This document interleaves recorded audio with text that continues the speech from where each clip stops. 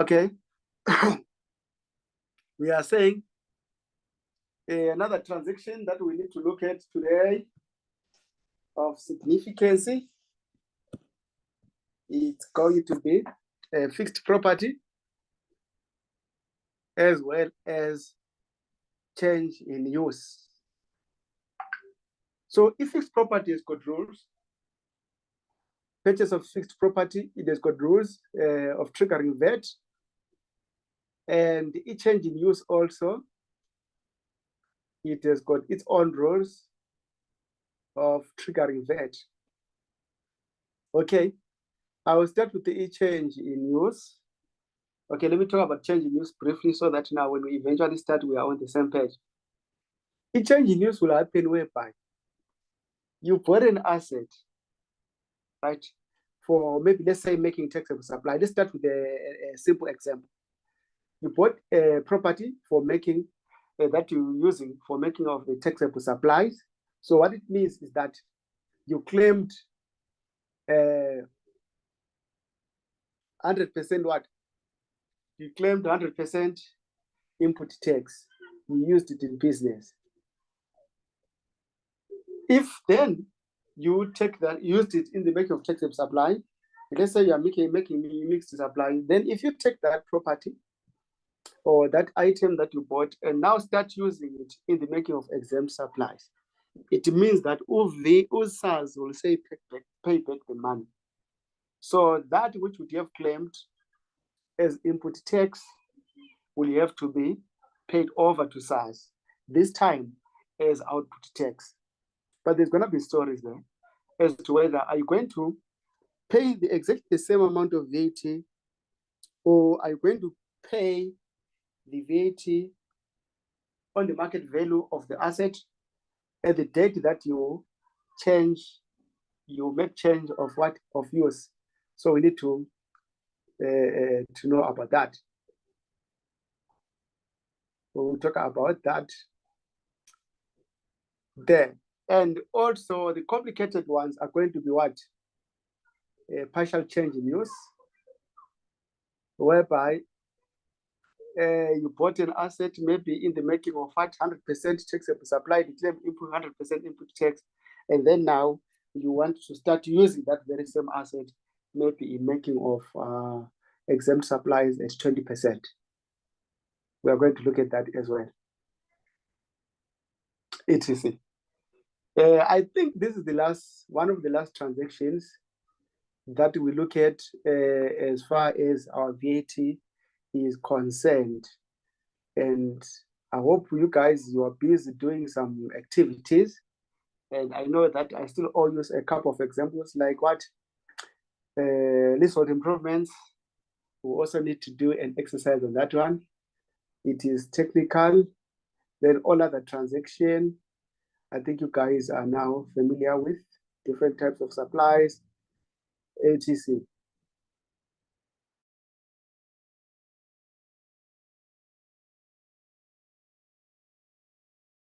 So yeah, we need to really move there.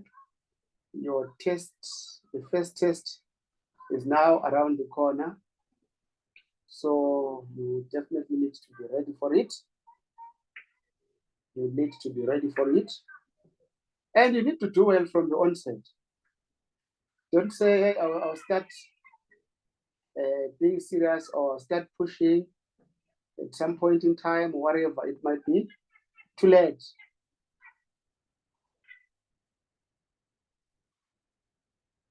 It might be too late.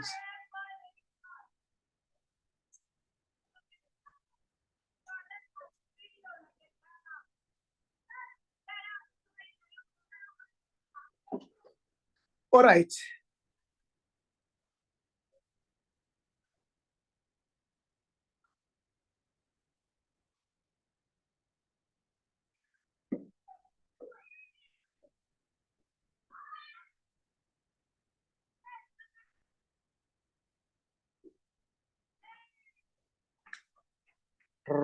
Right. Let me see here.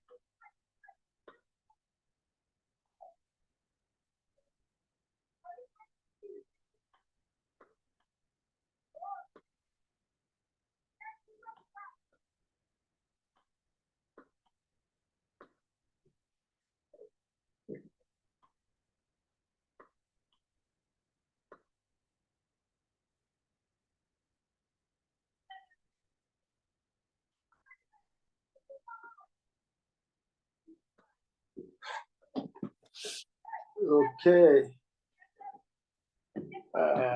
Do this.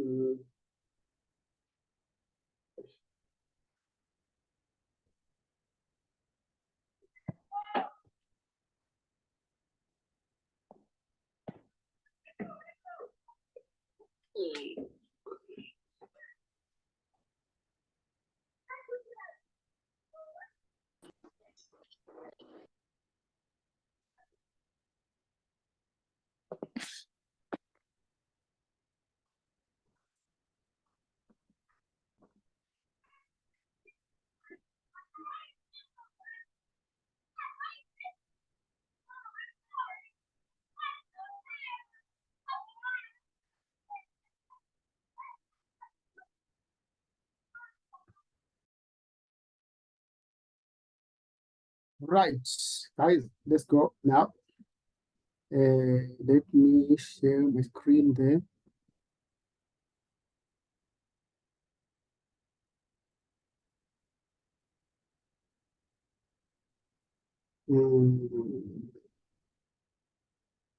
Where is our tutorial later? Right. So from the beginning, we need to go and identify what we are dealing with. So I'm going to start with fixed property. I'm going to start with fixed property. Acquisition of fixed property. There are some stories there, right? As far as fixed property is concerned, there are some things that we must pay attention to. It is a transaction that has got special rules. So this is what we want to deal with. Okay, so this one, I hope you did the assignment that I said you must do. Fixed property. Right. If fixed property, good people, it is going to be in two ways. You can have fixed property that is bought from what? From a vendor, fixed property that is bought from a non-vendor. We are going to be looking at that. So here we are as far as the fixed property is concerned. So you always start here when you're starting your vet, good people. You start here. Here. The sections, the packet of sections that you need to go through are what matters. Right. So when you're starting fixed property, this is what you should know. Right. So there's two scenarios or so scenarios. They say one, second-hand goods acquired from a vendor, excluding fixed property. Check the oil, national input tax. No, this is not the one. This is not the one. Let's go to fixed property. Right. This is what I want. So for fixed property, your exam is going to bring one of those two, right? It's going to bring one of those two. Fixed property that is acquired from a vendor, or fixed property that is acquired from a non-vendor. Maybe the one that we're going to talk about, claiming of what? Of national input tax. That we speak to the claiming of national input tax. I got that wrong. Of the fine. Right, let me start with fixed property acquired from a vendor. So here we don't have much stories. If you acquire something from a vendor, you pay VAT, you have to what? To claim input tax acquired from a vendor. It doesn't matter whether it's second-hand or not second-hand or etc. Right, this is not deemed supply or anything. No, it's a supply per se. Sharp. So when you are starting your VAT, you need to know your time of supply or value of supply. So they are saying that now, if you acquire a fixed property from a vendor and you are a registered vendor, input tax is claiming. That's the rule, isn't it? If you are a registered vendor, sharp. What will be the time of supply? The time of supply, they say, is the earlier of the date of registration in the deed office or the date of any payment for the supply. Time of supply, we are saying it is the earlier of the registration or date of any payment, maybe deposit for supply. That's the time of supply. Right? That's that's the time of supply. Yes, it is given as that. So when it is acquired from a non-vendor, again, from a vendor, okay, we are still on the vendor. We are going to talk about shortly about that. Okay, let's move on to the value of supply. Okay, the value of supply, general rule is the general rule. Value of supply, we say, is the general rule. Input tax should be accounted for only to the extent that the payment of the consideration has been made.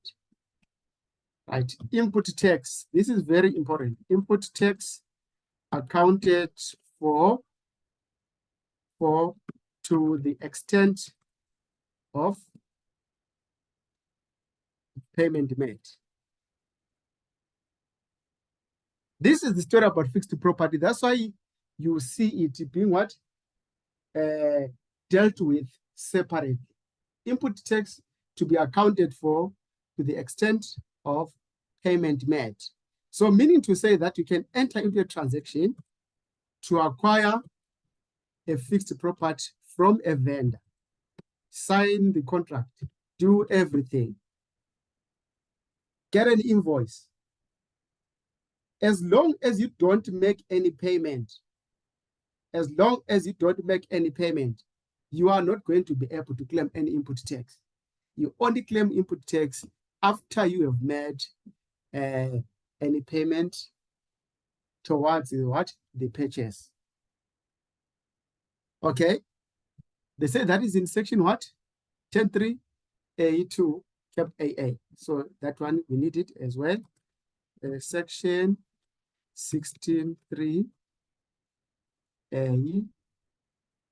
1.2 cap A. We'll go to these sections, don't worry, shortly. Then they say note there, output tax of the seller will also be limited to the extent of payment received. Output tax for the seller, let me give you also the note. Output tax for the seller also accounted for to the extent of payment received. Right, that's the story about a fixed property from a vendor. Fixed property from a vendor. We see that it is on cash basis. Cash basis. You only claim input tax if you have paid something. And that input tax will be based on what you paid. To be calculated on what you paid. If you agree that you are selling something, you are buying something from a vendor for 200,000, but you only pay 10,000, you are going to claim an input tax on the what? On the 10,000. It's more on what you have paid. In future, again, when you pay the 190, if that 190 paid once, then you account for, you claim your input tax on the 190. If you are going to pay it on the installments, then whenever you make any progressive payment, you shall be claiming input tax on those particular payments. I hope we are clear then. All right, now to the book.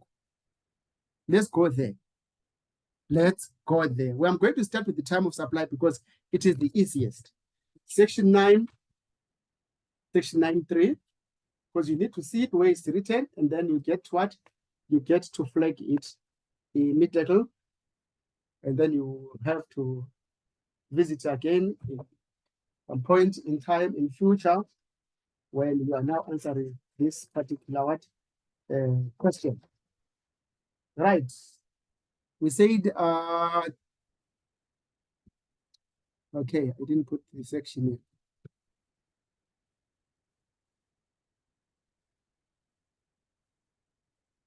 That's the section. All right, move.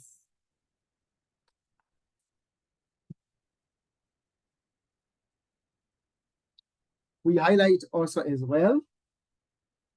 It is in black and white, where goods consisting of fixed property or any real right therein are supplied under a sale, that shall be deemed to take place where the registration of the transfer of goods is effected in the deed's transfer on the date of such registration, or on the date on which any payment is made in respect of the consideration for such supply, whichever is earlier.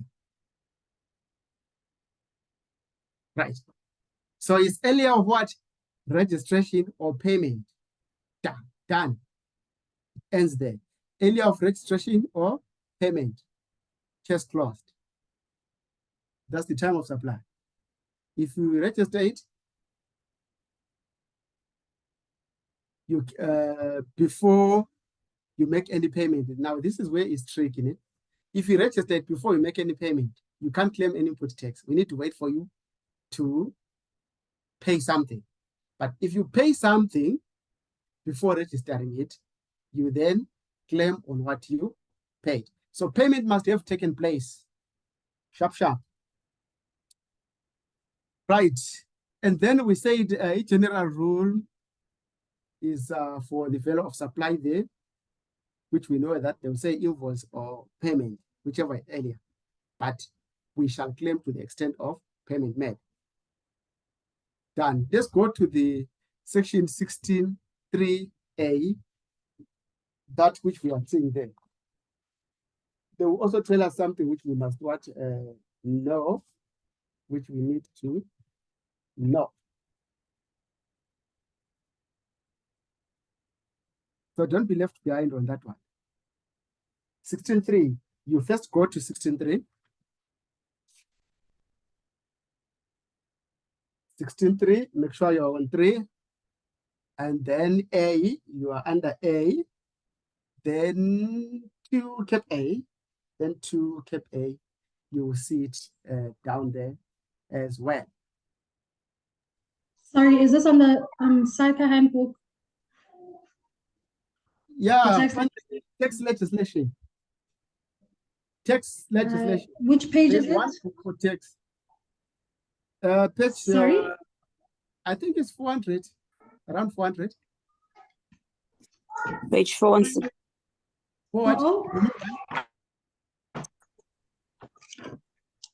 The new one is, what is it? Page 416. 416. Thank you so much. Yes.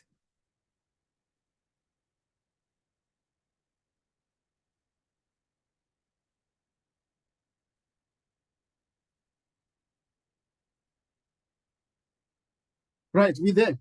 Right, in respect of taxable supplies made to a vendor under a sales concluded on or after 1996, in respect of which the provision of section 9.3d, which we know is fixed property, applies, other than supplies in respect of which the provisions of section 10.4 apply, to the extent that payment of any consideration which has the effect of reducing or discharging any obligation relating to the purchase price for those goods has been made during that tax period. So when it comes to fixed property, you must have paid something and to claim your VAT on what you paid. Please be careful of those questions. You are going to scan what was paid, not just the mere transaction price. Okay, so please make sure that where you highlight, all these three are highlighted together, are flagged together, because that's what you are going to be discussing there. You should cover all in your what? In your answer when you're asked to discuss this, because it's fixed property, it has got special rules they are likely to ask you to discuss more than calculation. Calculations, yes, they might come, but they will be there to support your answer. It's not what they will be zooming into mainly, but they will be supporting. All right. So now fixed property second-hand acquired from a non-vendor. Remember that we do claiming, nothing changes much, is it? If it's going to be used in the making of taxable supply, that's when we do this claiming. Fixed property, second-hand acquired from a non-vendor. So we know the story, right? For use in the making of taxable supplies, that will allow us to claim notional input tax. If you are not going to use the fixed property in question in the making of taxable supply, forget about the notional input tax, right? Sharp, sharp. Now, what about the time of supply? Notional input tax is claimable. Notional input tax. Notional input tax shall be claimable if the what? Fixed property shall be used in the making of taxable supplies. If it's going to be used in the making of taxable supplies, you shall claim notional input tax. All right. The time of supply, good people, is the same, right? Time of supply is the same. All right, I left out something here. Now, as far as time of supply is here, is concerned here, I need to indicate this, that the input tax is claimable to the extent of payment made, even if the property has not been registered in the buyer's name. All right, even if the property has not been registered in the buyer's name, you claim your notional input tax, good people. Are we together? Even if the property has not yet been registered in the buyer's name, you claim your notional input tax. Right, so you are going to see a difference here. When we come to this one, we are going to say, did I say notional input tax, the whole input tax? Even if the property. Then we come to this one. When it's a second-hand good from a non-vendor, fixed property, you can only claim national input tax after the property has been registered in the buyer's name. The notional input tax is only claimable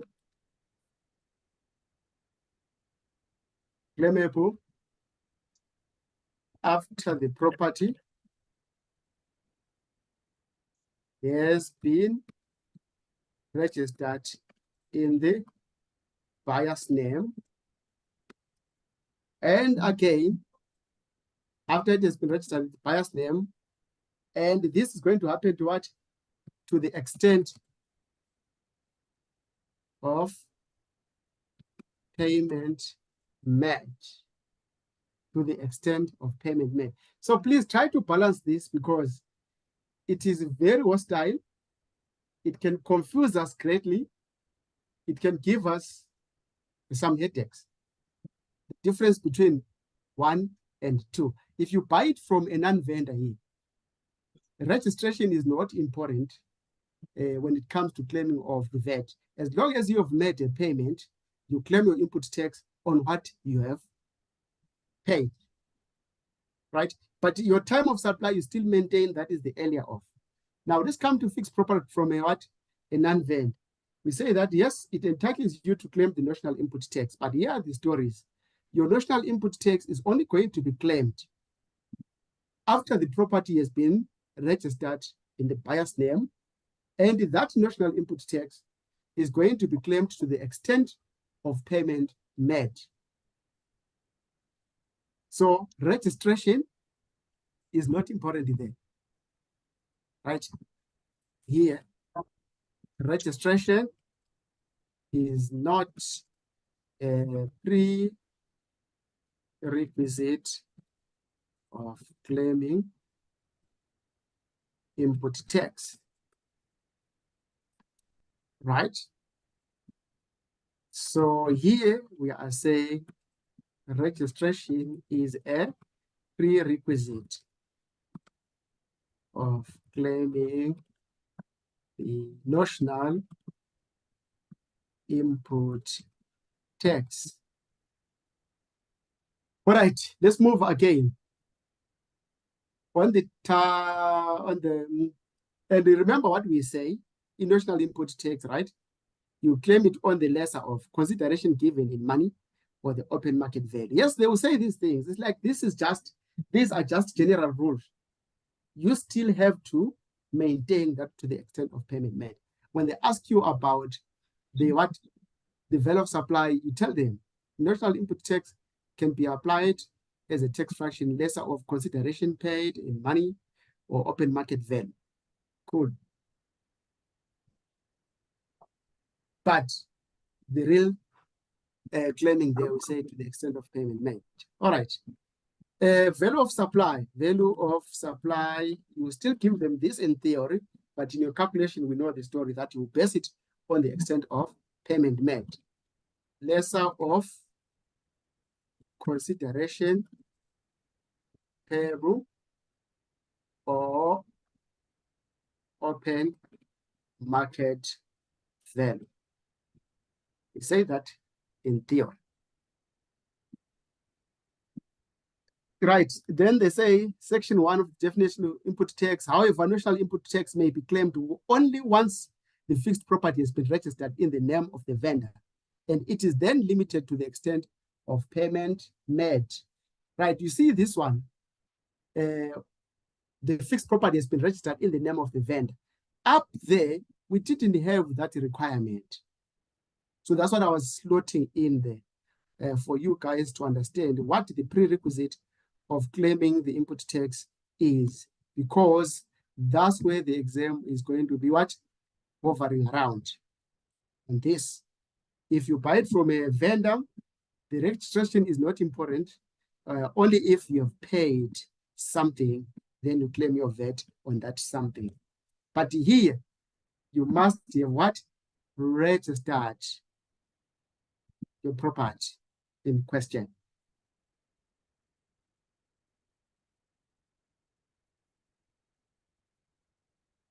I hope it's clear. And let's understand it now rather than trying to understand it when we are alone to say, hey, this thing resembles what was being said in class. Right. Then here they say, let's go and read these sections now. That's when we are going to get about all extent of payment made. These are the sections that we need to, let me type it here. I'm going to copy it and put. We also need to get this section, 16.3 A 2 AA,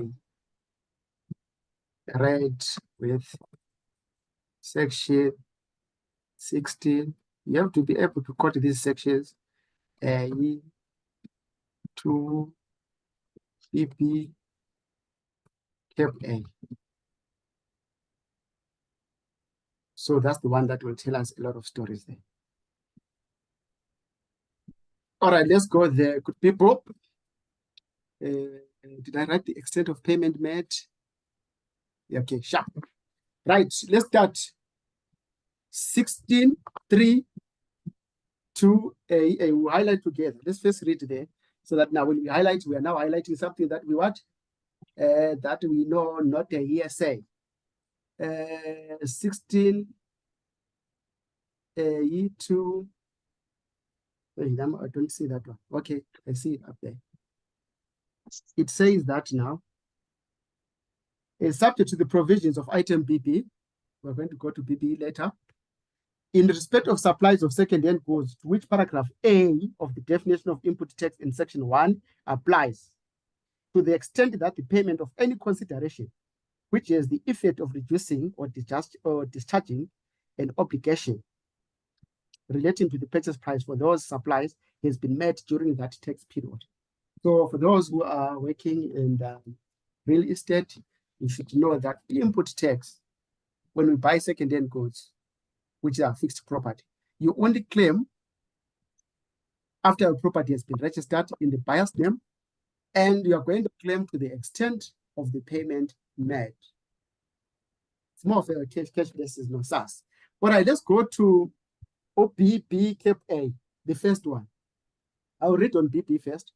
In respect of supplies of second-hand goods, to which paragraph B of the definition of input tax in section 1 applies, which consists of a fixed property in respect of which the provisions of section 3D applies. If the transfer of that property was effected by the registration in the deed registrar and the fixed property was registered in the name of the vendor, that makes the deduction during that tax period. So that's the other thing, that now the prerequisite is that the property should have been registered in the buyer's name. Before the property is registered in the buyer's name, even if you have paid 70 million or whatever amount, as long as it's a second-hand property, right, that you are buying from a non-vendor, you can only claim to the extent of payment made after the property has been registered in the buyer's name. Can I take questions then? So that I get to explain. If you ask questions, at least I get to what? To explain more. If you don't ask questions, I assume all is well. But I know that this one is tricky. Not only for you. I have a question. Yes. What about the transfer duty? How is that treated in this case in terms of the second-hand property and in terms of the other one? Okay, right. Transfer duty is a tax on its own, right? Transfer duty, it is a tax on its own. We cannot calculate VAT on what? On transfer duty. Normally they will bring you here, right? Because I think with the transfer duty, I'm not 100% sure, but you cannot charge a transfer duty as well as VAT, right? So if you are a registered VAT vendor, you will charge VAT. And if you are not a registered VAT vendor, you charge what? Transfer duty. One of those two, right? But if we buy from a non-vendor, second-hand goods from a non-vendor, it means that the non-vendor would have charged us what? A transfer duty. You cannot charge as transfer duty and VAT. But because the goods in question are second-hand goods from a non-vendor, and you are a registered VAT vendor, you want to use that fixed property in the making of taxable supplies, you can claim notional input tax. Right? If it was a non-vendor selling to another non-vendor, they will charge each other transfer duty, and it ends there. It will end there. So that means perspective of the what? Of the seller. Not being a what? A vendor. Be licensed to charge transfer duty. And in your question there, you will be told that the seller who is not a vendor charged transfer duty. The transfer duty amount, you are not going to calculate any VAT on it, because the transfer duty amount or the transfer duty, it is on its own tax. You cannot calculate tax on what? On tax. So that's how it operates. I don't know if I answered your question. You did, thank you. All right. Another question, good people, because this is tricky. If you found it to be easy, I'll be shocked. hi. Yes. So would it not be double taxation then if a person is buying a property from a non-VAT register, well, a non-supplier, and then also having paid transfer duty and now claiming that? To the buyer or to the seller? Oh, okay. So I guess it's to two different people. Hey, okay. Yes. So Because we then are the talking buyer about will claim it. Yes. I mean, yeah. Okay. Yes. What will happen is the buyer will pay the transfer duty, right? Because it would have been charged by the seller who is not a non-vendor. And the buyer is going to pay you also the input tax. They claim it, isn't it? They will claim it. The national input tax, they will claim it. So it's not double taxation. Because the seller who is not a vendor will charge transfer duty only. The seller who is not a vendor will charge transfer duty. Right. And the buyer now, he did not pay any VAT because the non-vendor did not charge any VAT. But USARS will allow him to claim the national input tax. But SARS will allow him to claim the national input tax. So yes, it won't be double taxation. Because if the seller now get charged, it levied both, that's when we can talk about double taxation. Thank you. Okay, another question?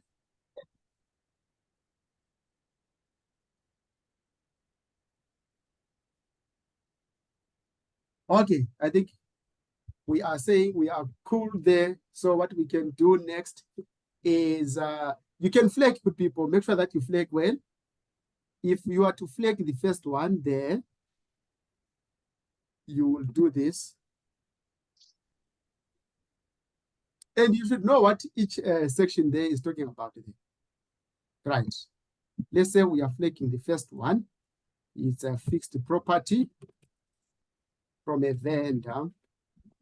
You can simplify. By now, you know what section 9.3, section 9 means. That's your time of supply. And then this one, you need to be careful. It's just general rules, but at the back of the mind, at the back of your mind, you know that story of extent of payment made. Of the payment made, but they want us to quote it there. And then what else do we quote? It's section what? 16.3. 16.3. 16.3 for this one. 16.3A. A to 2 cap A. Okay, so what is the significance of this one, good people?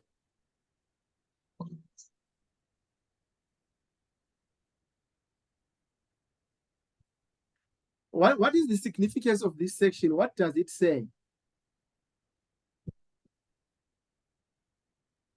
That's the one that says you claim to the extent of payment made, right?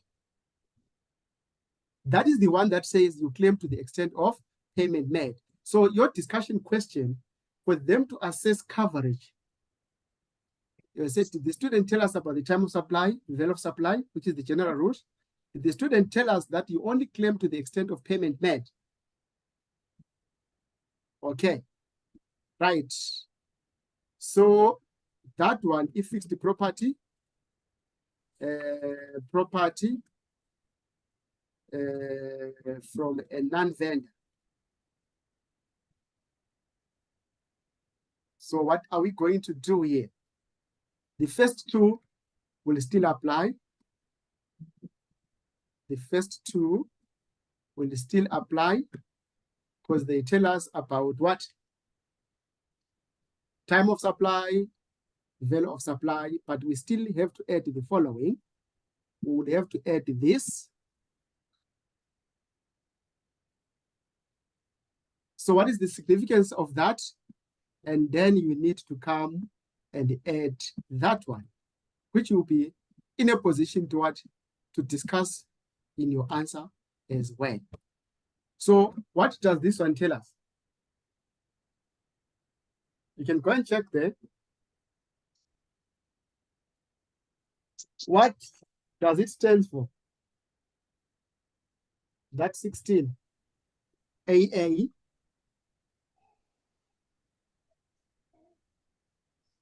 So that's the also the what? Fixed property was registered.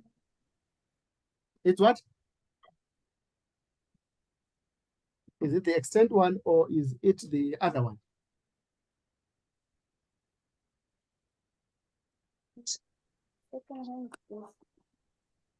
Yeah, we can check with people. And I hope goods. yes, it talks about second-hand goods. Extent of payment of any consideration. Yes, yes. It talks about second-hand goods, the non-vendor plus together with what that you're going to claim to the extent. So there we just talk about the extent. It doesn't care whether second-hand goods or whatever, as long as you bought from a vendor. So what about this one? BBKA is upon registration after It talks about when that fixed property was registered. Yeah. Yes, there must be registration. Up there, we don't have this for registration. So this must be clear to you because that's where the difference is. And one exam or one test from another, the difference is they can bring that one and they want to hear English there, or they can bring this one. So if they go or they choose to be cruel, they will come for this one there. The question will be kind of mixed up a lot if you're not careful there, and you can be all over the place. All right, so because this one sounds a little bit tricky, we have to do questions immediately. Let me see where I can get this question. That's the one second.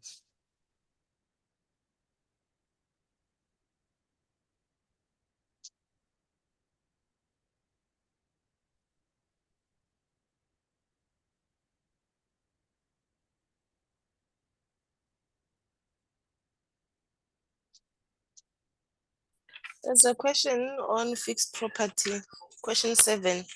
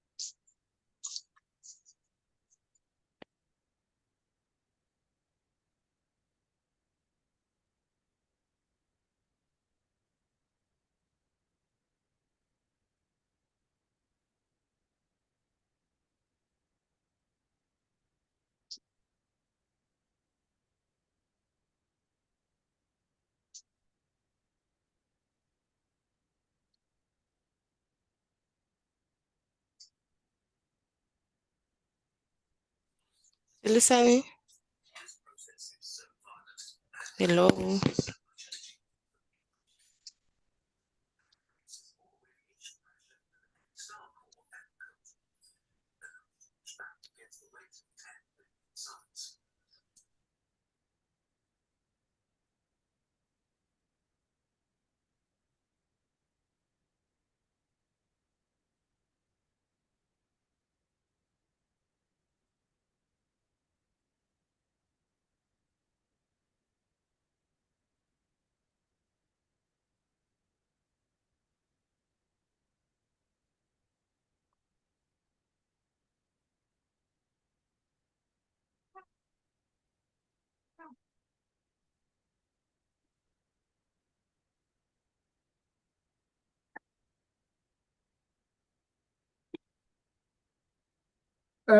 All right, so now let's see how we are going to be tested. Good people.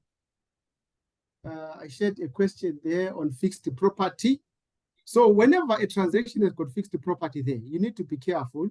You need to know that, okay, it's not going to be easy here. I need to remember everything that we actually did in class. I need to remember that there are some technicalities. I don't have to just guess my way out. Otherwise, you'll be in big trouble. Otherwise, you'll be in big trouble. You need to know the story. Okay, let me share my screen.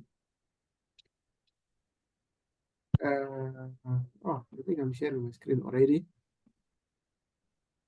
Okay, so this is based on a previous test. So in other words, this is the standard of questioning as far as the fixed property is concerned. So the story about fixed property, where is it? Did I take the right tutorial later? Don't know why did I guess this.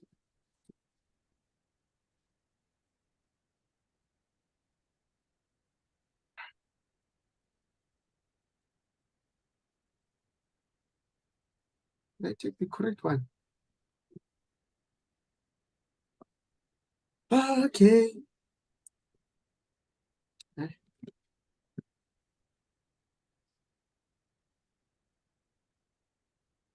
Okay, I think you. With the reference to time of supply, various supply, irrespective of fixed property that purchased from Mr. Right. Okay, explain.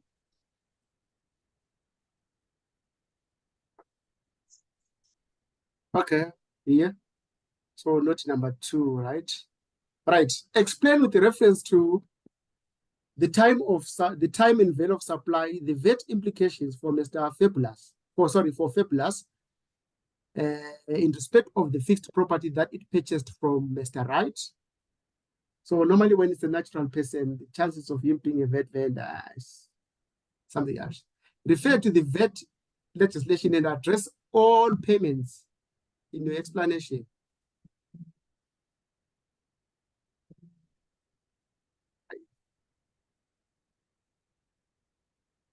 There's another one that says, where is that question? Neil now.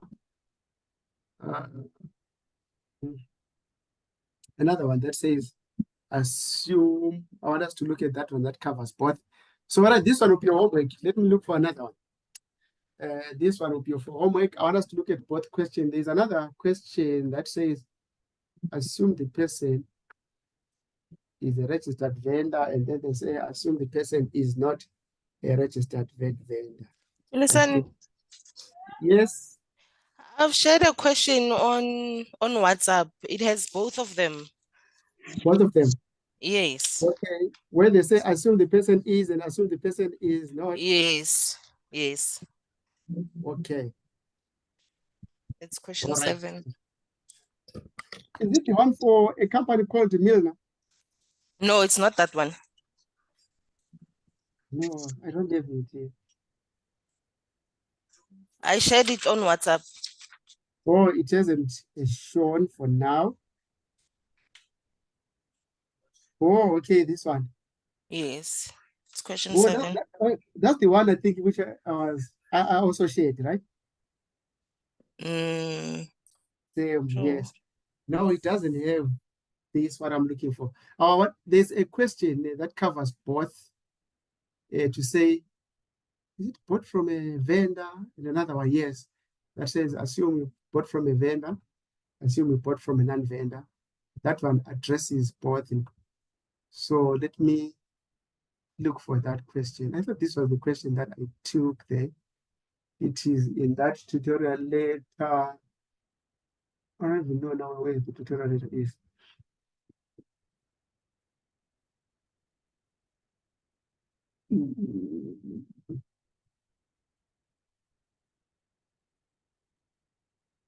Oh, I think it's me who took the wrong one. It's that one, it's here.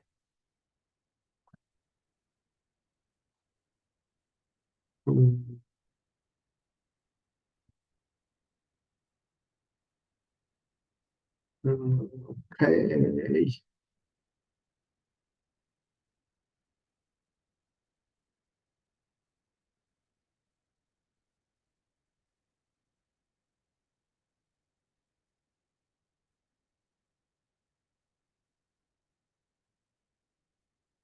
Okay, yeah, I found the question. People.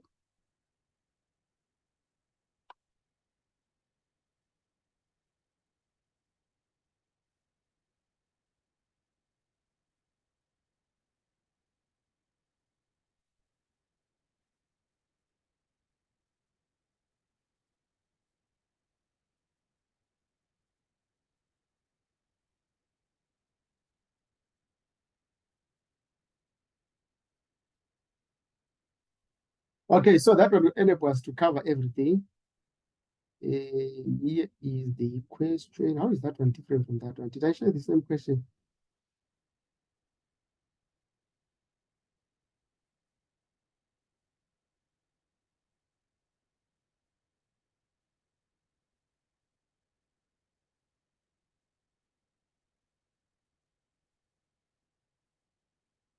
It's the same question, but I don't know what I was doing here. Don't know what I was smoking.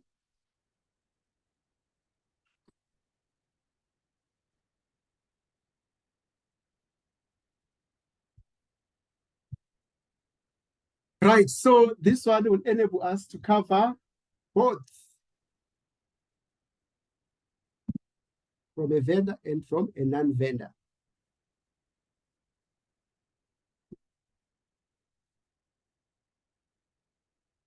Right, I wasted time here looking for a question. Now let me cruise. Let's cruise.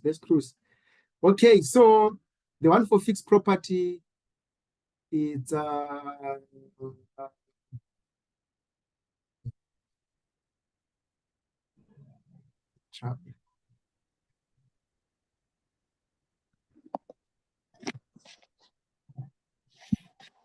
All right, first, discuss the VAT effect of transaction number 2 for Milner. But, okay, so it's here. First, discuss the VAT implications. Discuss the VAT effect for Milner manufacturers of transaction number 1 and 2 above. Your discussion must include either a valid and a comprehensive reason or a reference to the VAT Act. Indicate clearly in each instance whether you are dealing with input tax or output tax. Support your discussion with. In your discussion of transaction, you also address the time of supply as well as when the input tax, if any, must be claimed there. All right. So let's move. Okay. Right. For transaction number 1, good people, we just talk because we have been doing those things forever. Right. Milner manufactures craft beer that is sold locally and exported. For locally, you claim input tax, you account for output tax. For the export, it's zero rated. You know the story. The company is situated in Maikeng, Northwest Province, South Africa, close to the Botswana border. The company is a resident of South Africa and a value-added tax vendor and makes 100% taxable supplies. So no apportionment. All amounts include VAT where relevant, as all transactions were entered into with VAT vendors. Assume that all requisite supporting documents are in place. The following transactions were entered into during December 2020 and January 2021. Transaction 1.1 to 1.4. Milner sent an employee who resides in Maheng during January on a 5-day training course relating to the art of making craft beer, not educational services, to Cape Town and incurred the following expenses. The following expenses were incurred. Number 1, the air ticket cost 3,591. Right, that one. Remember, they said discuss here and also calculate. So for that one, we simply say that this is what? Transportation of passengers within the Republic by air. It's a VAT-able supply. The company will be able to claim input tax. If they didn't talk about time of supply, we'll move on. Airport shuttle, a business which operates in both Johannesburg and Cape Town, invoice similar for an amount of 3.4 for transporting the employee to and from the airport. What are the vast implications of that one? Transportation of fare-paying passengers by road or rail, that is an exempt supply. Car rental for a motor car is defined, amounted to 1,995. Total invoice amount for the period in Cape Town. That car rental, it's a motor car is defined, there's a supply of a motor car is defined, input tax denied in terms of section what? 17 to something there. You go and find out whether it's C or what. Right, the hotel invoice Milner 10,260, of which 1,710 was for meals. This guy stayed there for what? For 5 days, so it's less than 28 days, does not exceed 28 days. They will be able to claim input tax on the 100% of the invoice price. Right, that was just a revision of things that we have done. The new things then kick in on section what? On transaction number 2. Milner wanted to expand its manufacturing operations and purchased an adjacent property consisting of a vacant land used by the owner as a parking lot for a consideration of 829,920. Used by the owner as a parking lot, so it's a second hand. The owner is a vet vendor who is registered on the invoice basis, not a connected person to Milner, on the 2nd of December 2020. The transfer of ownership of the property in the deeds office took place on 15 January and 15 February 2021. A bond in favor of the seller was registered on property, and Milner had to pay the purchase price in 10 equal annual installments of 82,992 to the seller, commencing on the 2nd of January 2021.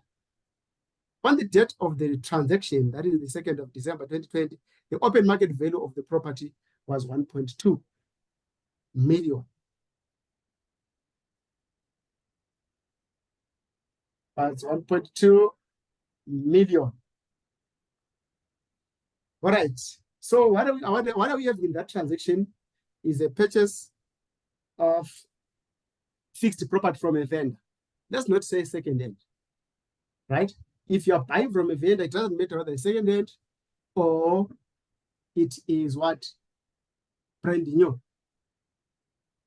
So we need to discuss this. So now what we are interested in, good people there in our discussion, our coverage should have this. We are basically dealing with that. Then we have to discuss those sections. We need to tell them the time of supply.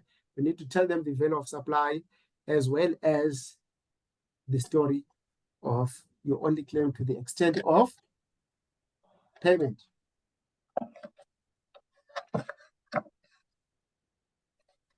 So that is the story there.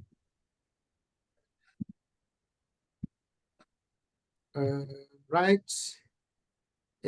Transaction 2, first from a vendor. So we can start by saying that, okay, I'm not going to be putting names there. Both the seller and the buyer are registered VAT vendor. Right, Milner will be able to claim input tax on the purchase of vacant land from the seller. Right. They are going to say time of supply. Time of supply shall be the earlier of registration or payment.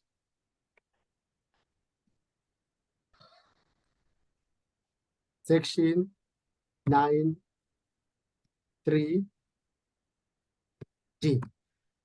Right, that's just theory. Now we need to apply that.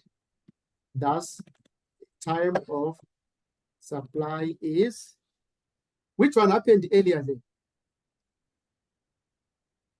The property in the deeds office took place, this one. This is where the registration took place.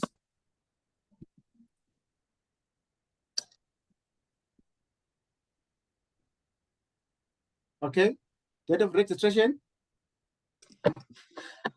When was the first payment done? Installment to the seller commencing on what? On the second. Right, so which one is the time of supply? 2 Jan. 2 Jan. Yes, 2 January, isn't it? Yes. Time of supply is 2 January 2021. the date the first payment, which is an installment, was made. Right. Value of supply is determined in terms of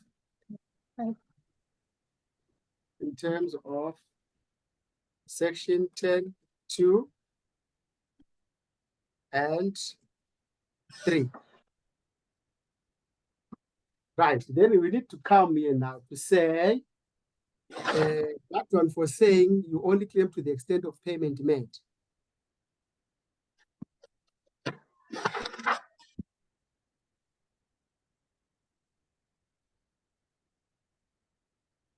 In terms of section,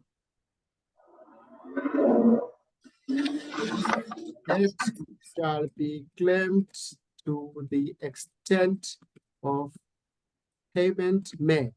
So did they give us the VAT period here?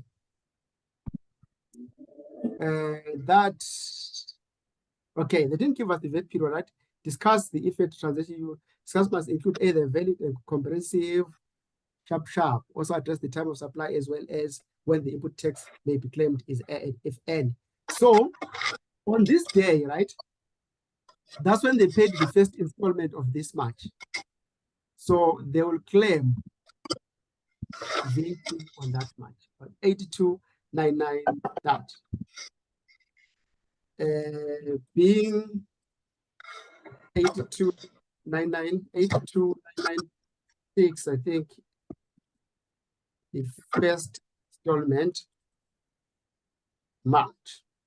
Then you can say input tax claimable, you calculate 82.996 multiplied by 15 over 115. Get your answer then. Right. And then we address all the amounts, right? This was a deposit, extent of payment. Right. Sorry, Chilasana, can you mute us all? There's a disturbing sound in the back. All right. Let me. Okay. All right. Now you still have to take them further because that's not the end of the story here. This was just an installment that was paid at that stage. Going forward, there will be installments that we made. So whenever installment is made in future, that is going to be claimed. Right. In subsequent installments, a VAT shall be claimed on the installments as they are paid. Right. So in 9 months, that follows, good people. Those 9 things that will follow there. They will then be what? They will then be claiming VAT as and when they pay. They claim. So when they mark now, they will simply say, did the student say the time of supply? Did the student say the value of supply? Did the student indicate that VAT shall be claimed to the extent of payment made? If that's the case, then we say that your answer is got coverage. And then we look at the sense that you also wrote. Okay. So I hope we are clear there.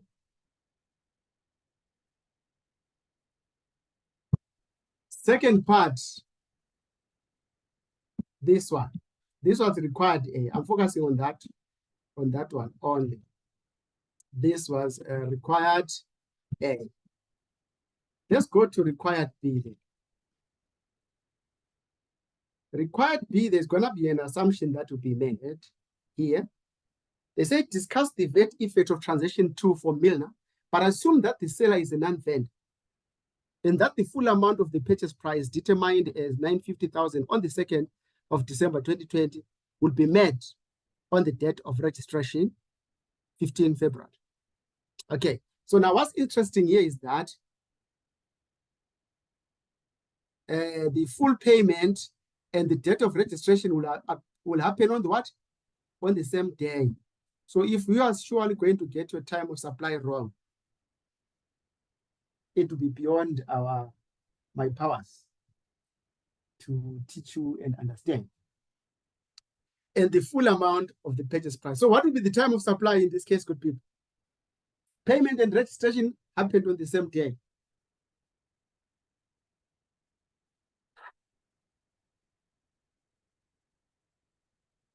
So what will be the time of supply? Payment as well as the registration happened on the same day, being 15 February. The agreement was entered into 10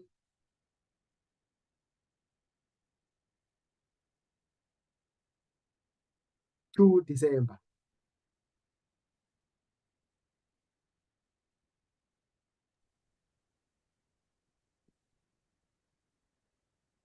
The 15th of February.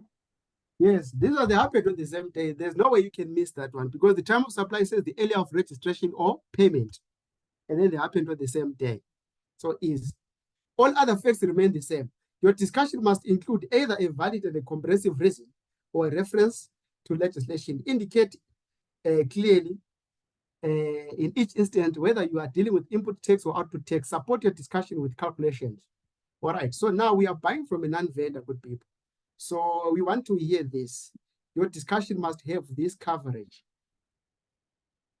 You will say what's happening there, what's happening there, what's happening there, what's happening there.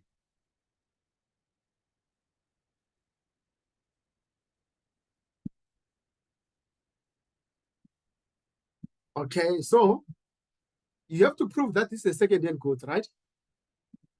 Yes, you have to prove that this is a second-hand goods that is bought from a non-vendor.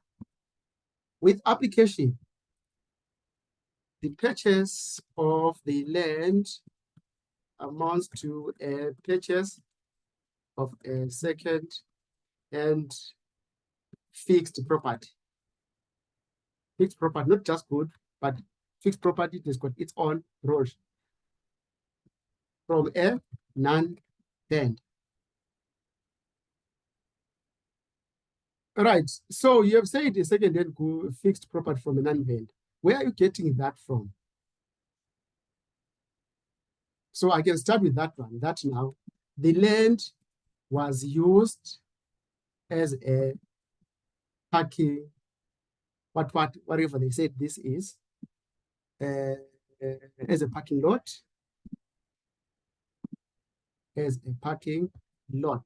This statement is important because next, when we further qualify the above statement, when we say now it's a second-hand goods, it should be backed up with something. There is the backing. It was used as a parking lot by the previous owner. Then we say the purchase of the land amounts to a purchase of a second-hand good from a non-vendor. So now we need to say notional input. Okay, so they are going to use it in the making of taxable supplies, right? What are they buying this land for? For using it in the making of taxable supplies, I believe we can say so if they are silent. The land will be used in the making of taxable supplies. They are buying it for that craft beer. A notional input tax shall be claimable. Right. If that is about time of supply and value of supply, from here now we need to say the time of supply is determined in terms of section 9(3)(d), being the earlier of date of registration and any payment made.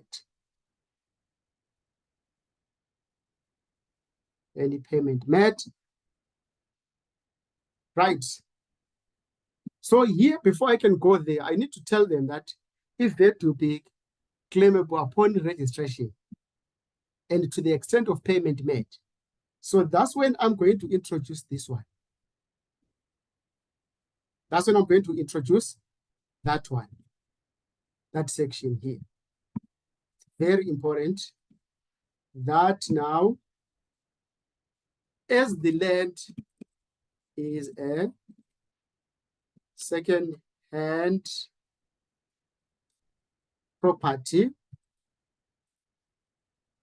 in terms of section,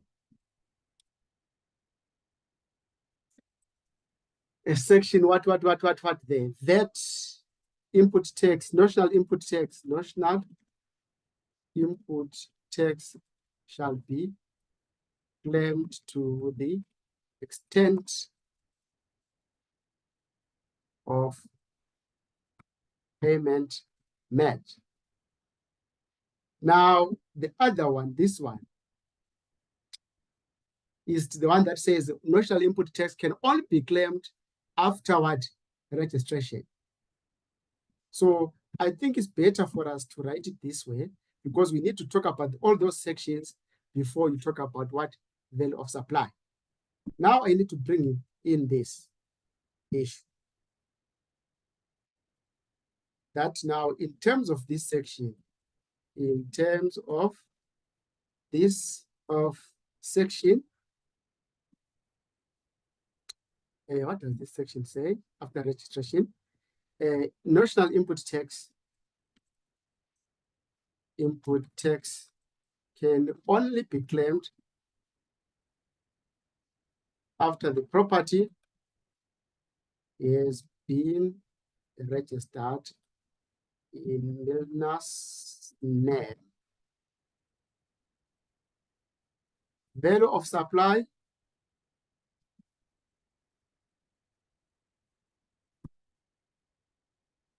is the lower of, remember, it's notional input tax, right? You still have to say those rules. Lower of consideration paid, 950,000, and open market value. This is just state, if the deposit was paid, you still state that consideration may be payable here, this much, and open market value, that much.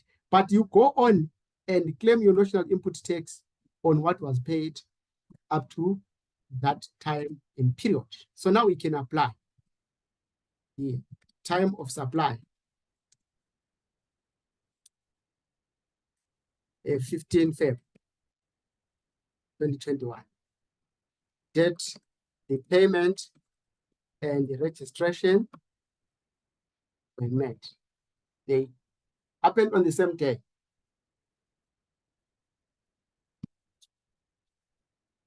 Right, and then now input tax now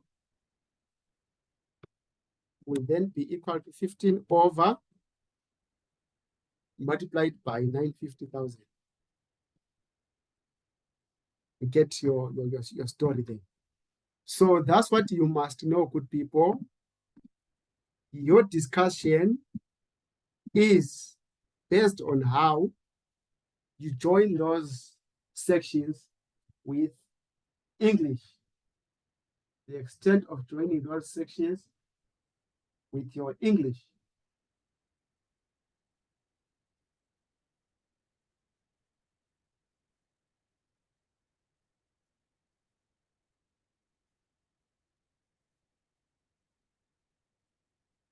All right, so what are we saying there?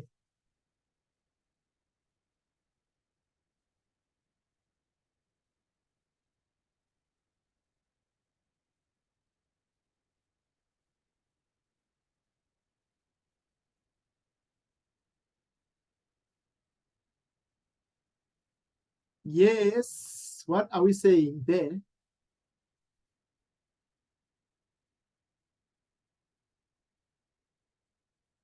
Are we together?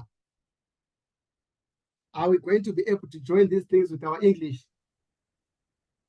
Okay, if we say so, make sure that you flag it like this. You can even indicate what you are saying there in your flaking, as long as you are not writing some paragraphs, it's allowed.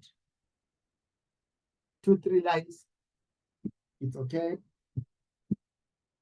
Okay, so that was our fixed property, good people. Do we have questions? Are we going to get all the questions on fixed property correct? Because when they bring fixed property, it's bound to be discussion. Because people can get them by what? Can end up getting the answers correct by accident. So they'll make sure that they'll squeeze you in a corner. And only those that know Can I ask you the same? Hi. Yeah, question. Okay, so when fixed property is being bought from a vendor, so it's the first two sections where you've highlighted yellow. So the third one comes when it's a second hand. These ones. There's 16, because 16.3. No, okay, let's go there. Mm. Let's go find out what it says. Let's go there and find out what it says. If there's second hand inside that paragraph, we'll say yes. If there isn't, we'll check the context. Are we there, good people? It says, in respect of taxable supplies made to the vendor under sales concluded on or after 6 June 1996, in respect of which the provisions of 93D apply. When they say in respect of provision 93D applies, we know that it will be fixed property that would have been purchased. Apply other than supplies in respect of which the provisions of section 10.4 apply. So 10.4, we all know it, right? If you have forgotten, problem. Yes, that's for connected persons. To the extent that the payment of any consideration has the effect of reducing or discharging any obligation, whether an existing obligation or an obligation which will arise in the future relating to the purchase price of those supplies has been made during that tax period. So does it have anything to do with second hand? No. It only says that you claim VAT to the extent of the payment made. You are going to claim VAT on the amount that you paid over to SARS.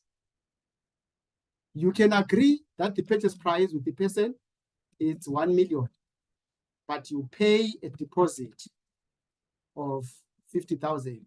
On how much are we going to calculate our VAT? On how much are we going to calculate our VAT if it's bought from a vendor?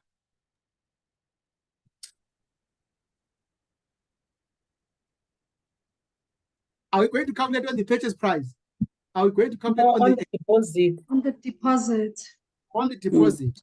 And the reason would be when you calculate on the deposit, you are going to quote this section to say it is because a VAT is claimed on the extent of payment made. You quote this section why you are calculating that much.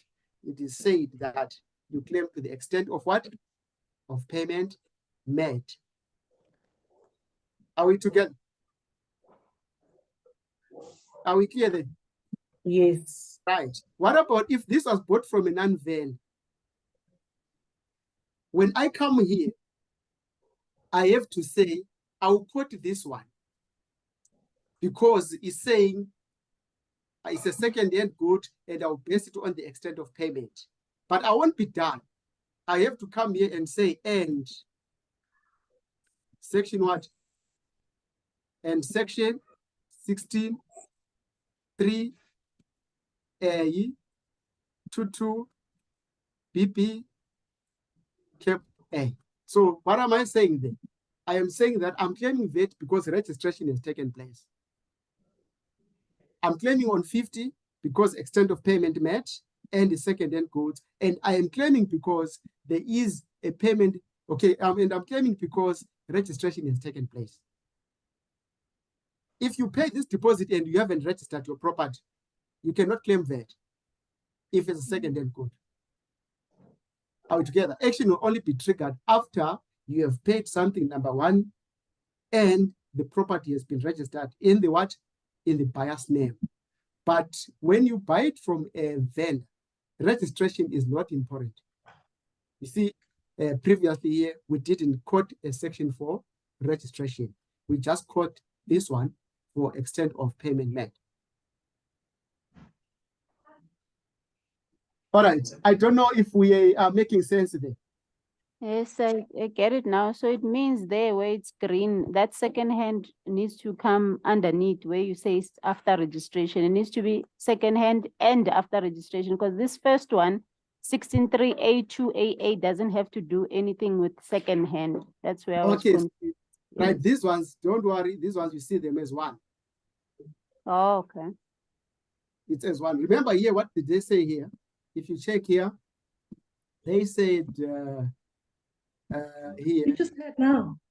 Yeah, they said read with, meaning to say that these are one and the same thing. You see, they must both apply. Read with. They must both apply there. So those ones, you see them as one. All right. So that was our fixed property. I think we are now fine, good people, right? So know this story. The reason why I'm emphasizing it is quite confusing. You can write a test this afternoon and you might have forgotten everything. So make sure that you do the right thing. And your flagging, it's nice. You understand it well. Miss, can I ask you a quick question? So regarding the second-hand information, so if it's basically not given to us directly, do we have to assume that it was second-hand based on the information that's given? They will never give us direct, right? They will simply tell you that the property was previously used for. It means second hand, isn't it? It's been used before. Like here, they said it was used by the owner as a parking lot. So it means that before it was used. Okay. But if they had said that the property was never used by the owner. So what was going to happen if they say the property was never used by the owner? What was going to happen? And the owner is not a vendor. The parking lot was bought from a non-vendor. The non-vendor never used the property before. What was going to be the VAT implications? We're not going to be able to claim. There won't be any VAT implication because industrial input tax is only claimed when the fixed property is purchased from a purchased second hand from a non-vendor. So there will be a box that we did not tick there. So we're going to say no VAT implications. No VAT. Thank you. All right, chap. Now we need to go to change in use. Change in use. Change in use also is going to be flames. So today we are here for flames. Flames after flames. Right. With change in use, we are here, good people. It's going to be the adjustment. The change in use is change in use. This is just what? Some VAT adjustments. Right? Something would have happened in the past. We would have dealt with our VAT in the past. Then now we make the necessary adjustments in change in use. Doris. All right. So here are the applicable sections that we must know as far as the change in use is concerned. This is the bucket of our sections that we should have an idea of. What are those sections? The sections that we need to know. So your adjustments are found in section 18, right? Without a doubt. Your adjustments, most of them, are found in section 18.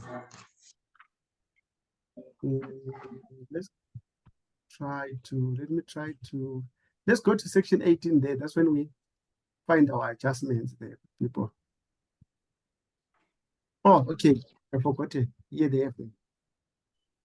They tell us the section that we need. Right, change in use. This is a river, whatever that is, okay. It's 81, 82, 83. 18.1, 18.2, 18.3. What is 18.1? And 16 dash.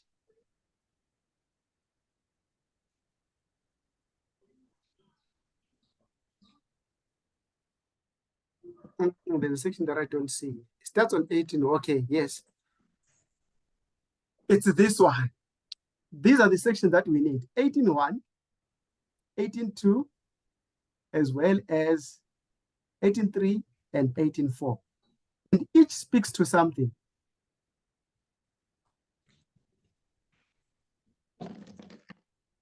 For 18.1, we are going to have a change in use whereby we are moving from less than 100% or less to 0% taxable supply. Right? From 100% or less to 0. Goods and services acquired wholly or partially for taxable supply, subsequently applied wholly for private or exempt or non-taxable supply, or for purposes where an input tax will be denied. This is the easiest one. Changing to from whatever percentage to 0. Right, then we have got 18.2. 18.2, we have got a situation whereby capital goods, there is a reduction in the taxable supply usage. For instance, you are using 60%, now you shall use them what? 40%. Sure. With 18.3, don't worry about it. It's a fringe benefit. Then we can go to what? 18.4. 18.4 is here. 100% non-taxable supplies to 100% or less taxable supplies. You bought these goods to use them in the making of exempt supplies. Now you want to introduce them in the making of taxable supplies. Then we have got capital goods. We are increasing the taxable supply. For instance, when you bought these goods in question, you are using them 40% in the making of taxable supplies. Now you increase that. So all these are going to be rules that are going to show us flames. Because when they ask you a question, first you should indicate that you picked which section they triggered in that particular question. And then second, you need to do the right thing.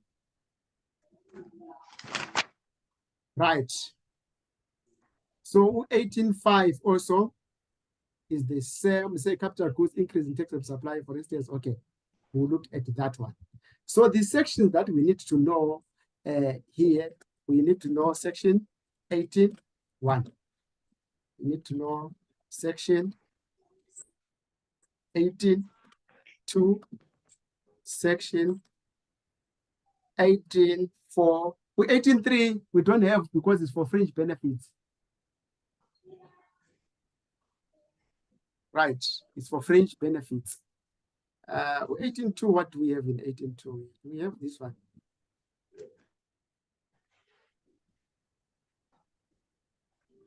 Okay, so here what I have to do is I need to combine this. I need to combine them in a way that will enable us to understand. Okay, so I will do this. A change in use. This one, I need to combine it with that. And then this one is going to be section 18.5. All right, the first part, it's this is a complete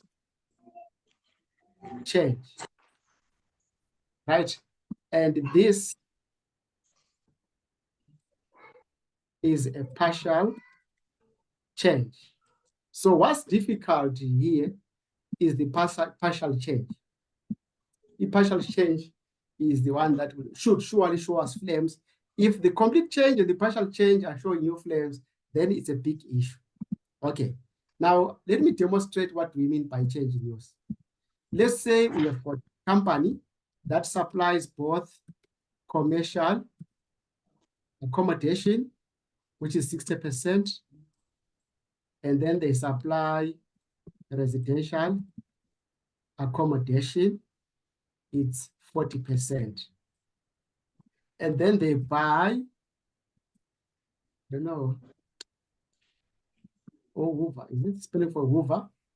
For use in commercial accommodation. Then they give you these details.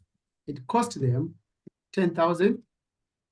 And then at some point in time, on the date of change in use, there is an open market value of 13,000. 13,000. These amounts include VAT. So let's listen here very carefully. This Hoover was acquired for use in the commercial side. This is a taxable supplies, right? Taxable, and this is exempt. This is the easiest one. The change in 1 as well as the change in 4, 18.1 and 18.4, a complete change, are very easy. Right. Use in exempt.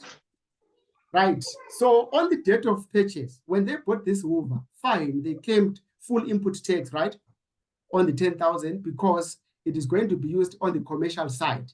That is, it's going to be used in the making of taxable supply. They claimed input tax on the 100%. No problem. Then they, in the making of taxable supply, through passage of time, maybe 3 months down the line, they decide to take this Hoover, which was used in the cleaning of the commercial buildings, and they start using it 100% in cleaning of residential. That amounts to change in use, because initially you were using it in the making of taxable supplies. Now you want to use it in the making of exempt supplies. That's a change in use, and that's a complete change in use. When on the day that you change and start using it on the residential, you are using it 100% on the residential. So now the direction of the change is very key. We are moving from taxable to exempt. We need to identify which section is going to guide us. Let's come here and check this. We are going to read there. We are moving from what? 100% taxable to 100% exempt. Where is my 4? 4. 100% non-taxable, 100% taxable. Okay, sorry. So it's going to be what? 1. 1 says 100%. Which one is which? Hey, young shy directions showing me flames.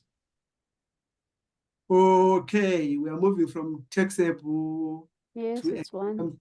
It's 1, is it? Yes, 100% taxable to 0% taxable. So in other words, it's what? Exempt. 100% taxable to exempt. I don't know why they to say to 0% taxable. They should have said exempt or non-taxable. So this is the direction that we want. So in your discussion, you have to see that, okay, here I'm going to be dealing with section 18.1. Right? Now, what is going to be the story here? This is the story.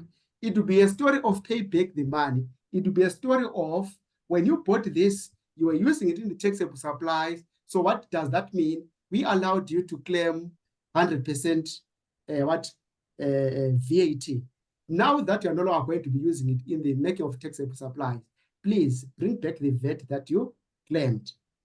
Pay back the money. So now to pay, to reverse an input tax, you need to account for what?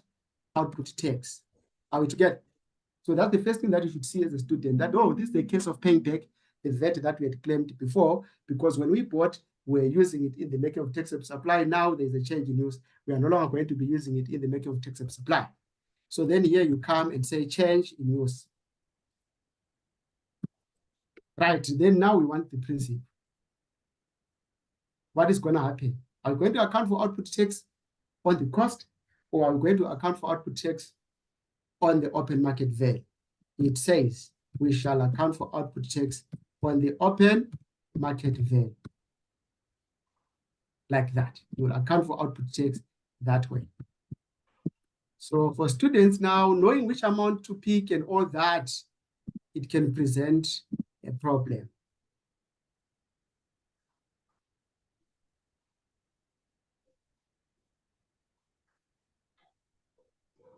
That's the story. There. That's the direction. Sharp. If we can have a similar situation here, but we have this story. We bought a Hoover for use in the residential, 100% residential. It cost us that much, and The open market value on the date of change is that much. Then they tell you that now this hoover is taken from the cleaning of residential accommodation to use in the making of what? Of taxable supply. We want to introduce it in cleaning only the offices, commercial accommodation. All right, the first thing that you should know is, okay, we are saying exempt to taxable. Which section would be that? Would have flagged there. Exempt to taxable. That's 4, is it? Exempt to taxable. Non-taxable to taxable, yes. So you realize, oh, okay, they asked me section 18(4). At least think that is a minimum. So what do we think should happen there? Here you can apply a common sense. What do you think is likely to happen? Think about what happened when they bought. They what? Aren't you supposed to now claim the VAT that Yes, you they have hadn't initially claimed? Yes. So now we take a step back and say, when we bought this hoover, we're not able to claim any input tax because we bought it for making of exempt supplies. Now that we introduce it in the making of taxable supplies, it means that now we need to go to SARS and say that hoover that we said we are not going to be using it in the making of taxable supplies, we are now starting to use it in the making of taxable supplies. Then SARS will say, will allow you to claim what? Input tax. Input tax. Change in use. Can I ask you something? Yes. These revaluations, okay, maybe this is maybe not relevant, but where would you get the amount? Let's say you bought a hoover today for 10,000 for real, and in 3 years' time, how do you then revalue it? Or is that like a whole subject altogether that people go through? To get the open market value. Yes, like which value would I use? Like if I bought it at macro, will I go to macro and check how much it's worth today? Okay. Yeah, we can bring in some little bit of IFRS 13 there. Okay. To determine a fair value of something. You go out simple. Okay, it's a hoover. Maybe hoover XY. Right? So you go out there in the market and say, hoover XY, how much is it selling for today? You get that, then that becomes a fair value. That becomes the open market value. How much is it trading for? Because open market value is the cost of something including VAT, isn't it? So you go to the shops and see the price. That would be the open market value at that point in time. Are we clear there? Yeah, thank you. Determining your fair value there, it's a whole lot of complex thing. It requires your IFRS 13. It becomes accounting too much, etc. But you are simply saying, okay, open market value. We are saying that the price of a similar item today in the shops, if I'm to go and buy a similar item today in the shop, how much will I pay? That becomes open market value. Like that. Okay, so now here's the thing. We are shifting now. We are going to claim additional input tax or input tax 15/115 multiplied by the lower of cost or open market value. That's what SARS does. You see that now when you are claiming, they want you to claim on the lower. But when the change was other side there, you have to account for output tax, and they say the output tax should be based on the what? Open market value, because surely the prices are always going up. They know that the open market value will be the higher of the two. They want more money to fund a lot of things. So when you claim the input tax as a result of introducing something that was as a result of a change in use, you claim on the lower of. So I'm going to start by discussing the first two because they look what? Obvious. Then when we come to partial there, that's when we will say, yay, it's flames. Right, let's check here, good people. This is a complete change in use. We said, which direction is this one? Taxable to what? To Exempt, zero taxable. zero taxable or the exempt. Okay, taxable to exempt. Right? No, it's 4. We were talking about 4. I know. Which is Oh, exempt to taxable. right? Yes, exempt to taxable, where an asset was previously used for making 100% taxable and changed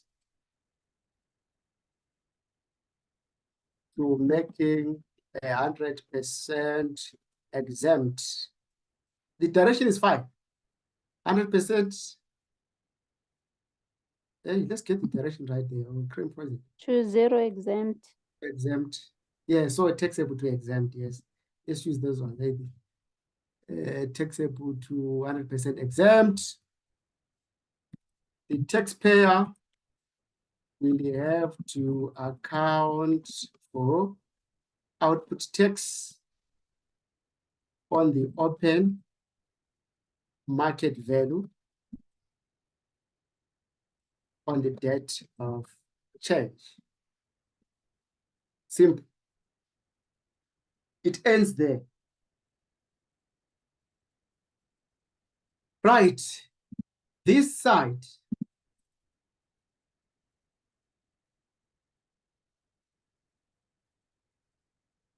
let's be sure that, because these things can confuse you to death. Non-taxable to taxable supply. Where an asset was used in the making of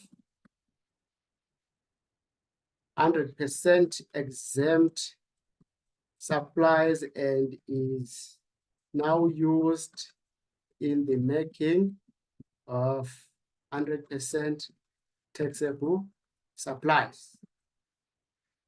The taxpayer will be able to claim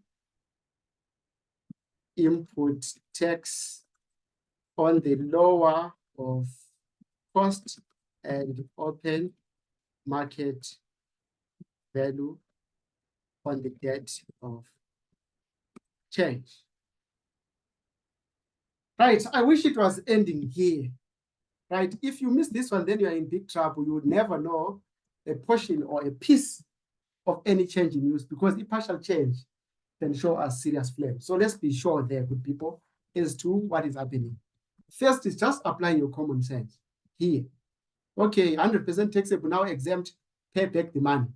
All right, here, 100% exempt, we're not able to claim, but now we are introducing it in the making of taxable supplies. SARS will also benefit, claim input tax on the law of cost and open market value. Right, let's go to our section. Section 18.1 to beef up on the follow on that one. Okay, now our syllabus says what? Which sections 18.1s do we do? Do we do all of them? Okay, it's small after all, I believe so. Right, let's move. Change in use adjustment. Subject to the provisions of section 8.2, where goods or services have been supplied or imported by a vendor, or goods have been manufactured, assembled, constructed, or produced by him, or goods or services were deemed by subsection 4 to have been supplied to him. But I'm going to leave everything that is inside the bracket and go and read where it says, and such goods. You see inside the bracket there. You can continue that up to that far, because what is in the bracket, it doesn't matter when you're reading your English. But you need to understand what is in the bracket. And such goods or services were acquired, manufactured, assembled, constructed, or produced by such vendor, wholly or partly for the purpose of consumption.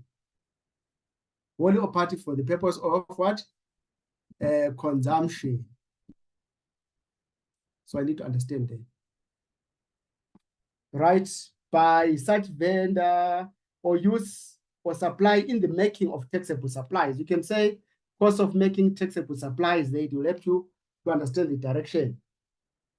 or such goods were held or applied for that purpose, taxable supply. Such goods or services shall, if they are subsequently applied by him, right, only for the purposes other than the said purpose. The said purpose initially was the taxable supply. Or if they are subsequently applied by him only for a purpose in respect of which, if such goods or service had been acquired by him at the time of such application, a deduction of input tax would have been denied in terms of section 7.2a or b. Be deemed to have been supplied by him. You understand now the direction. It is deemed to have been supplied by him by way of making taxable supply by him in course of his enterprise. So they say if you had bought goods in the making of what? Taxable supply, now you change the use of those goods and you now want to use those goods in the making of exempt supplies. You shall be deemed to have supplied those goods. You shall be deemed to have sold those goods. And when you sell, you need to account for output tax. Right. That's what they are saying there. You will then sell. Shall be deemed to have been sold. Okay. So that is the story there. That's the story there. I think market value will see it later. That direction. Okay. If value, we are going to see it there. Sorry. Or value of supply, that's when we'll get that story. Right. The time of supply, the time the goods are so applied. Let's get the time of supply, 9.6. We expand here. Because after understanding the principle, we now need to tell us what is the time of supply, section 9.6. Don't close this page, we'll come back to it. Can you run to 9.6, good people? Let's run to 9.6 and then they will tell us what the time of supply is. But already you can guess it, I believe. 9.6, the time of supply shall be where any supply of goods or services is deemed to be made as contemplated in section 18.1. The time of supply shall be deemed to be the time that the goods or services are applied.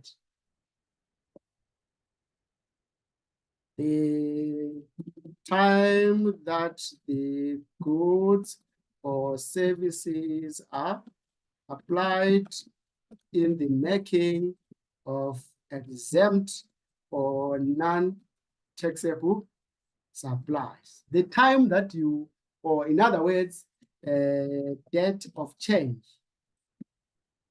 in use. So they will tell you when, on this day, they decided to start using what in the what. Okay, what about the value of supply? On which amount do we base our output tax? They tell us here, section 10.7 or section 10.8. So section 10.7 or, and not N, section what? 10.8. So they will tell you that if these goods are this, it shall be deemed to be, or if they are like that, it shall be deemed to be, because it's an or and an and, not an and. All right, let's run there. Time of supply, 10.7. Where goods or services are deemed by section 18.1 or 18b3, which we don't do, I think it's not in the syllabus, to be supplied by a vendor, the supply subject to the provisions of subsection 8, right? So when they say subject to the provision of subsection 8, they say don't make a conclusion until you go and read subsection 8. Be deemed to be made for a consideration in money equal to the open market value. By consideration money equals to open market value. But they said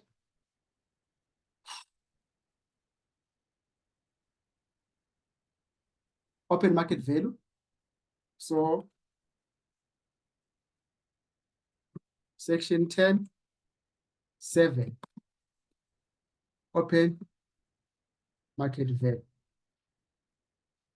Let's just go to section 10.8. I think 10.8 would tell us if the goods in question are this. 10.8, where any repairs, maintenance, or insurance in respect of motor vehicle is deemed to be supplied by a vendor under section 8.1. Such supply shall be deemed to be made for a consideration money equal to the cost, including VAT, to such vendor of acquiring such repairs, maintenance, or insurance, provided that where such vendor does not maintain accurate data for the purposes of calculation, such consideration money, such shall be deemed to be made for a consideration money equal to the amount determined in the manner prescribed by the minister. Repairs, maintenance, or insurance. If the goods in question, if the goods, but this will be a service. If the service is repairs, maintenance, or insurance, then the value of supply shall be the cost including VAT. In any other case, it shall be open market value. Section what? Section 10(7). All right. So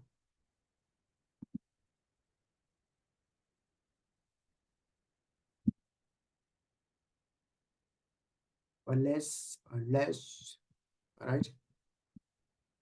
Okay.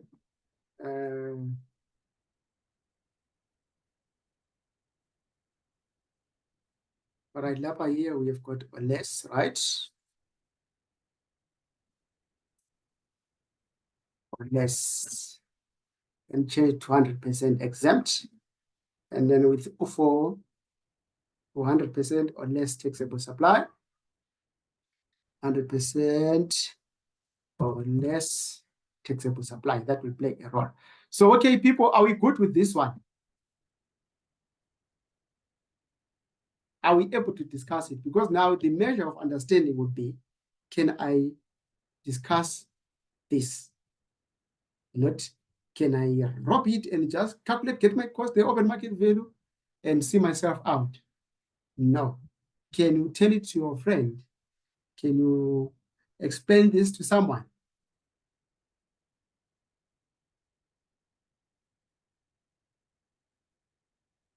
Are we good today, good people? Yes. So that is good. Another one. Yes. Okay, next one. We said 100% exempt to 100% or less taxable. Can we go to 8.4 to start with? 18.4 first. 18.4, where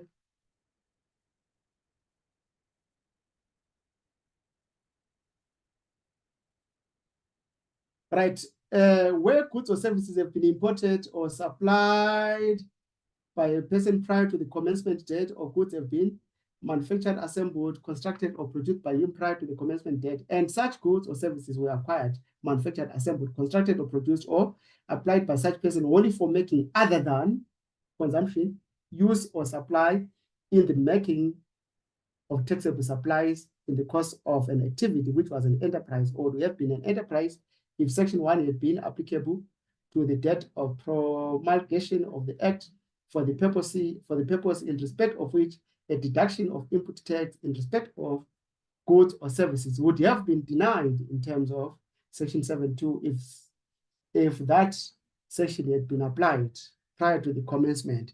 So here we are moving from exempt. Let's highlight from either non-taxable, which is denied, or other than taxable supply. Or other than taxable supply. Other than taxable supply is there to understand the direction. Or goods or services have been supplied or imported by a person on or after the commencement date, and tax has been charged in respect of such supply or importation, or goods have been manufactured, assembled, or constructed, or produced by him on or after the commencement date, and tax has been charged in respect of the supply of goods or services acquired by him for the purposes of such manufacturing, assembly, construction, or production, or goods or services are deemed by subsection 1 or section 8.2 to have been supplied by him, and no deduction had been made in terms of section 16.3 in respect or in relation to such goods or service. So can we highlight ut and no deduction? So after that turn of English, at the end of the day, we should understand that no input tax was claimed. So all that junk and nonsense that is being said there, we are simply saying that the goods in question, we were not able to claim input tax. They were actually used in the making of exempt or non-taxable supplies. So the main thing there is, and no deduction to show that we did not claim input tax. There's a second-hand goods situated in the Republic have been supplied, I leave the bracket, to a person under a sale on or after the commencement date by a resident of the Republic, and no deduction had been made in terms of section 16.3 in respect of such second-hand goods, and such goods or services are subsequent to the commencement date applied in any tax period by that person, where he is a member of a partnership, by the partnership wholly or partly for the consumption use or supply in the course of making taxable supply.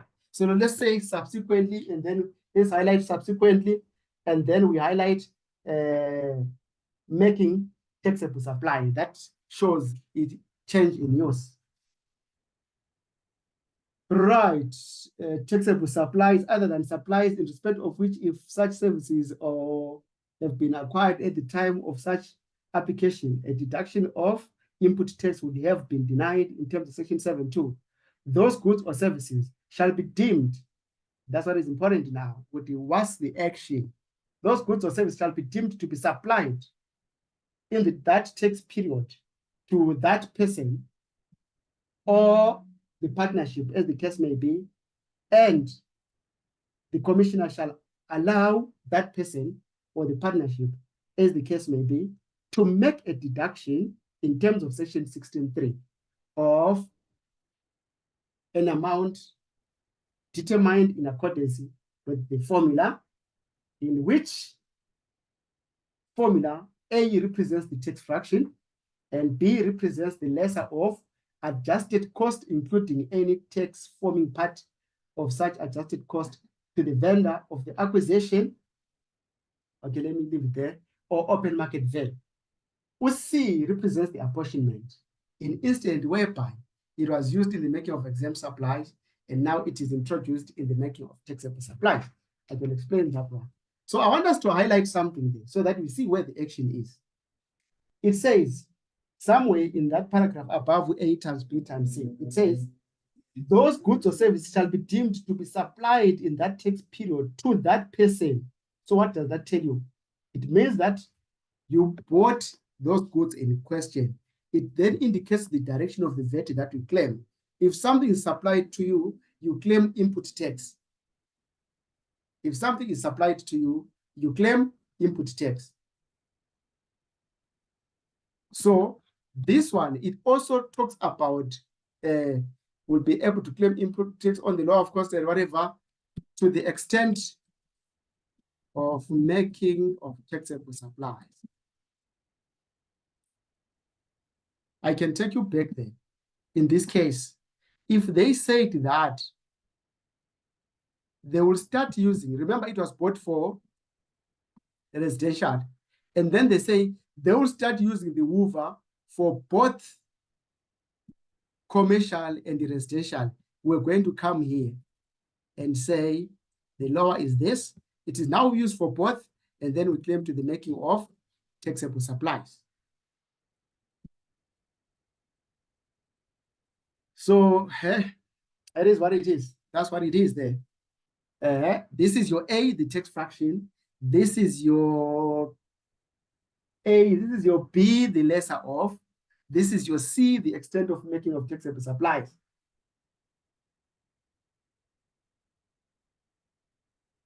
Like that could be.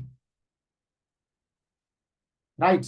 I hope we are clear there because it's rough. This is 1 and 4 are considered to be easy.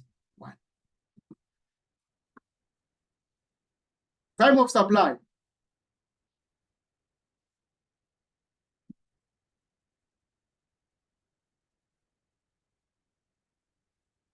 Tax period in which the change took place. Okay, I think it starts here. Right? Tax period in which the change took place. So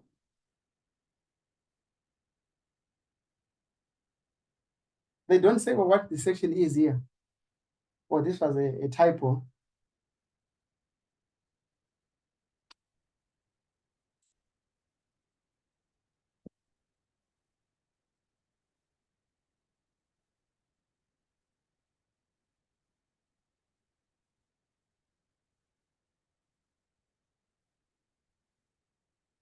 Okay, I'll leave it like that. Time period in which the change took place.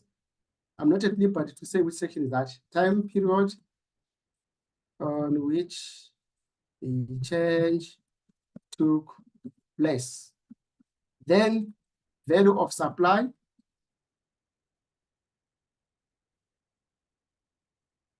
18.4 and 10.4. 18.4 and 10.4. And 10.4. Being what? Being the law of. Let's go there. 18.4, they say what? If you read inside the where there's 18.4, if you read on B, there's a mention of what? With 10.4 inside there, deemed to be the open market value. So very is being the open market value.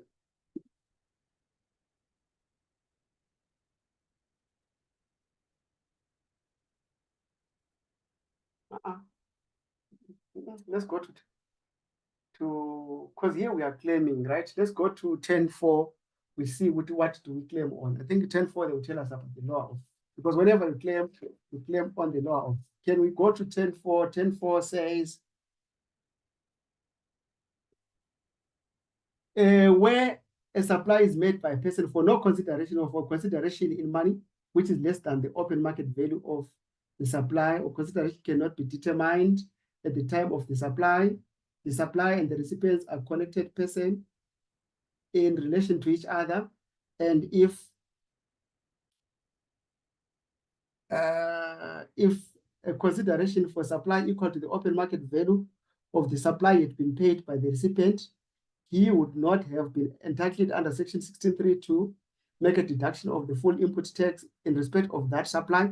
The consideration in money for the supply shall be deemed to be open market value, provided that this subsection shall not apply in supply of benefit or advantage of employment. Okay, right, I think we need to investigate this.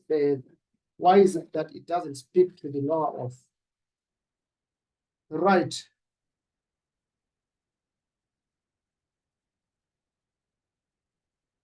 Oh, okay.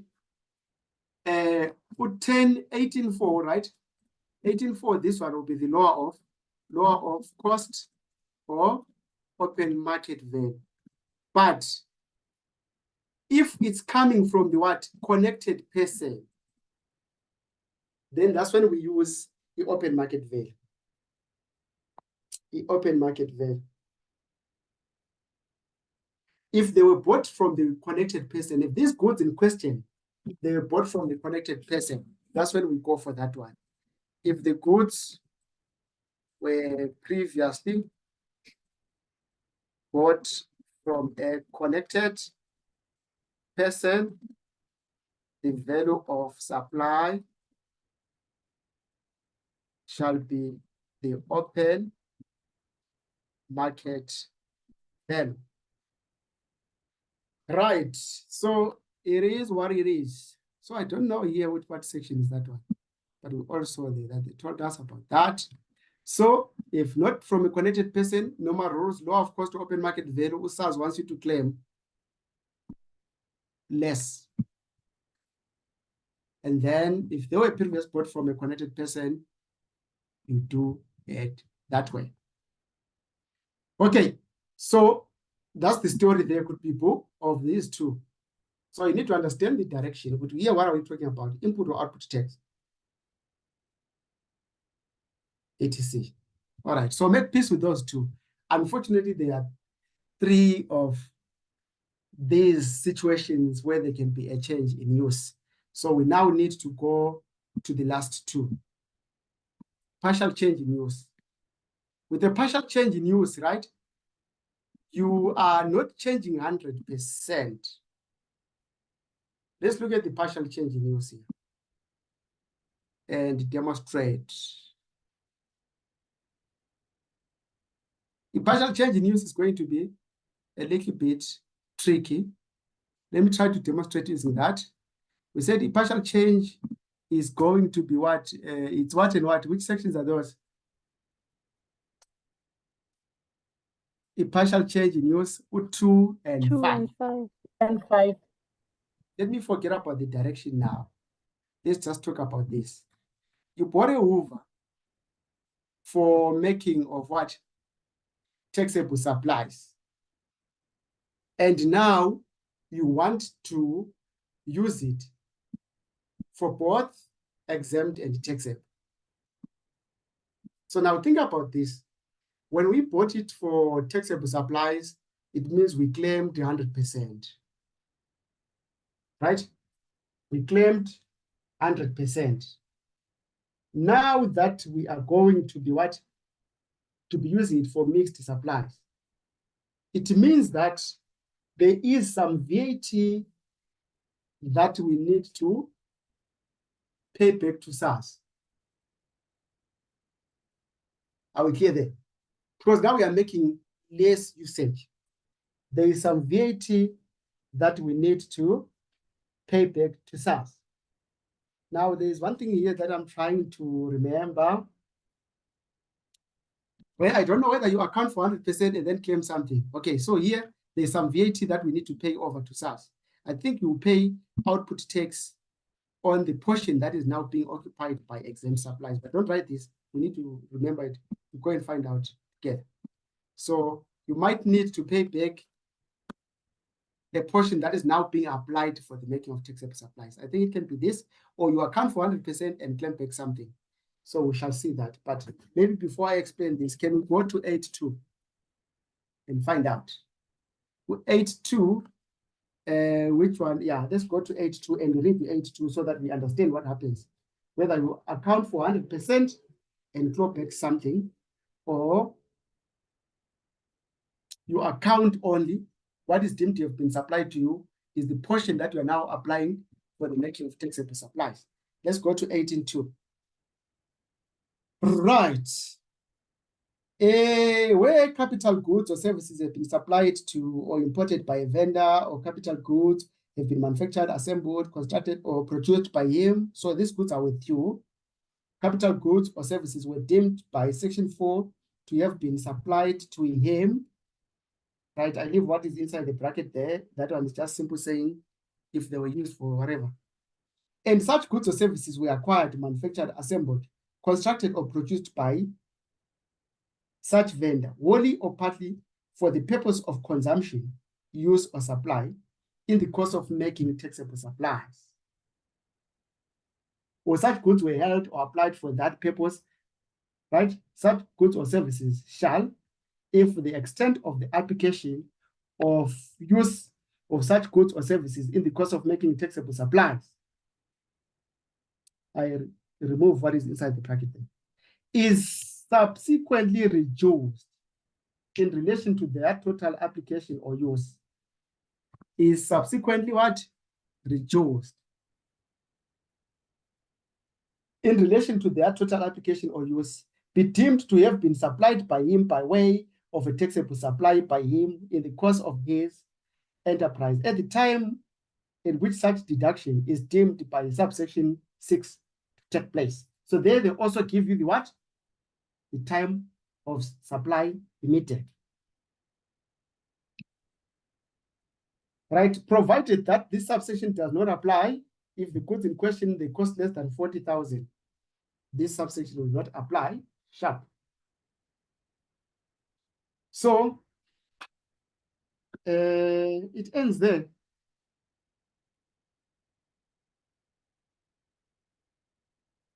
%. So here they said you are deemed to have supplied. Remember this direction now.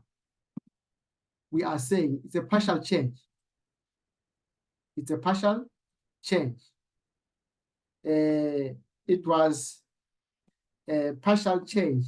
They were used for taxable, and then now they are used for mixed supply.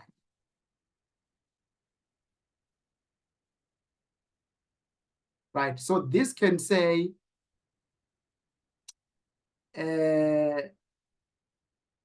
reduction in the use.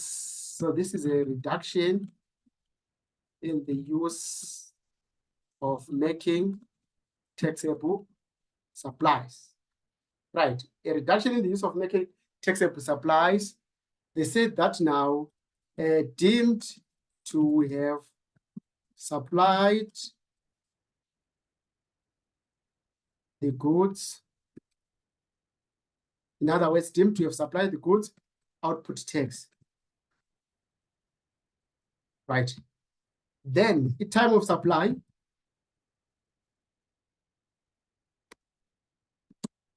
and if value of supply, let's get them.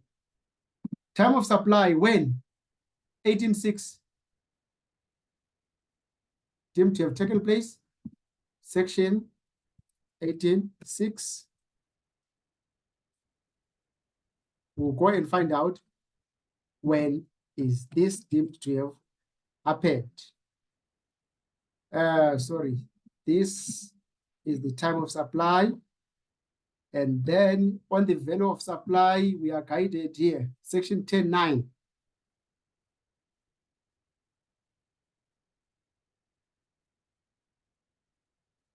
Okay.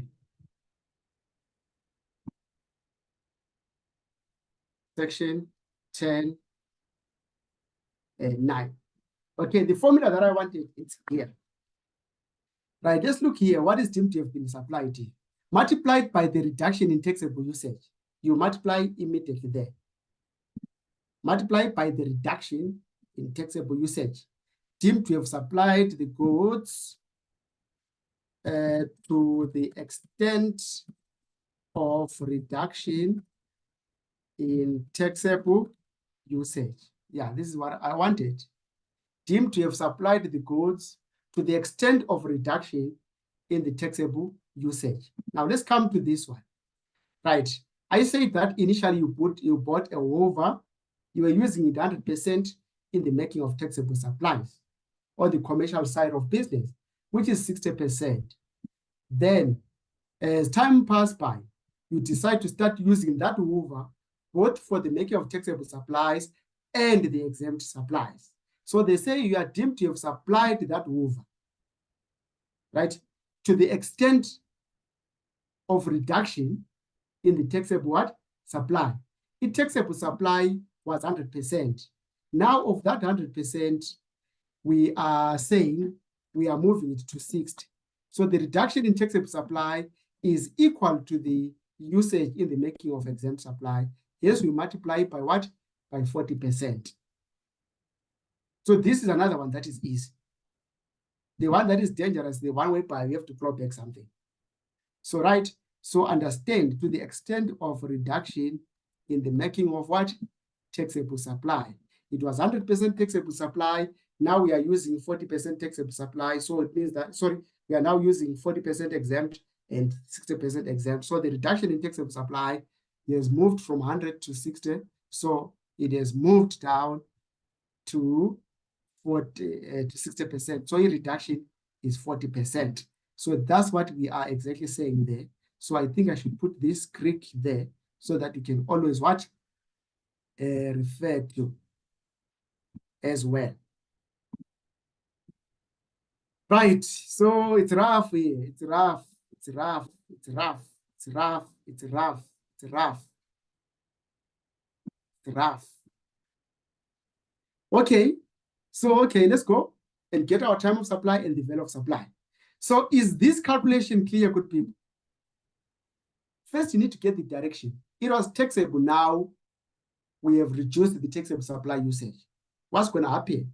We are deemed to have supplied the reduction in taxable supply. Okay. So now let's go and get when are we deemed to have done so? And number two, on which amount are we going to base our calculation on? It is for the first time that the SARS is going to be generous because they say on the lesser of, which is very rare. Normally when you account for output tax, you account it for on the what?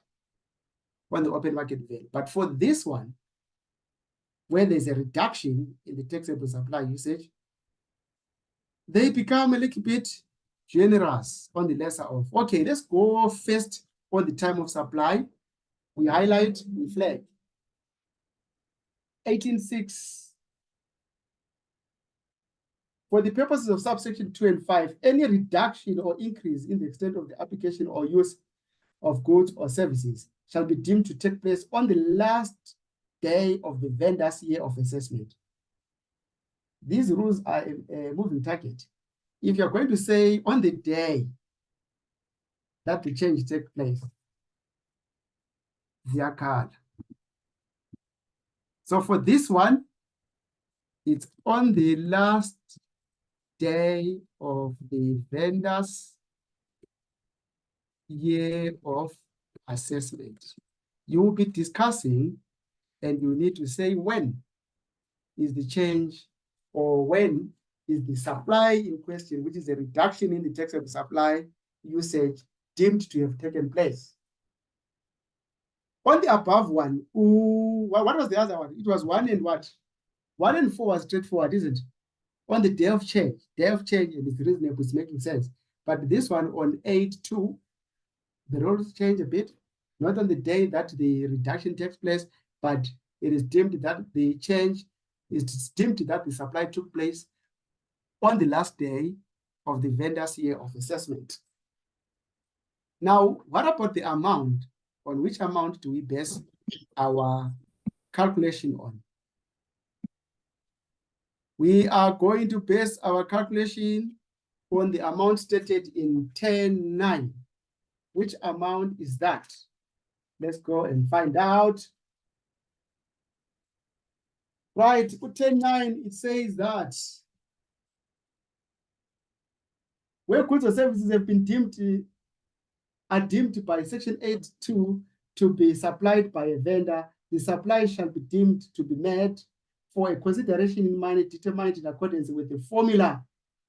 A represents the lesser of adjusted costs, or where the vendor was at the time after the acquisition of the goods or services deemed by section 8.4 to have been supplied by goods or services, the amount which was represented by B in the formula in section 8.4, where such goods or services were deemed to be supplied to the vendor, or the vendor was at some point after the acquisition of the goods or services required to make an adjustment contemplated in section 205, the amount then represented by A in the said formula, or B in the said contemplated section 18.5 respectively, in the most recent adjustment made under section 18.2 by the vendor prior to such deemed supply of goods or services, and the open market value of the supply of goods or services at the time any reduction in the extent of consumption or use of the goods is deemed by section 8.6 to take place, which is our year end. Okay, the lesser of cost. Okay, let's use this one. We're saying is the lesser of what? Cost including VAT and open market value. Lesser of cost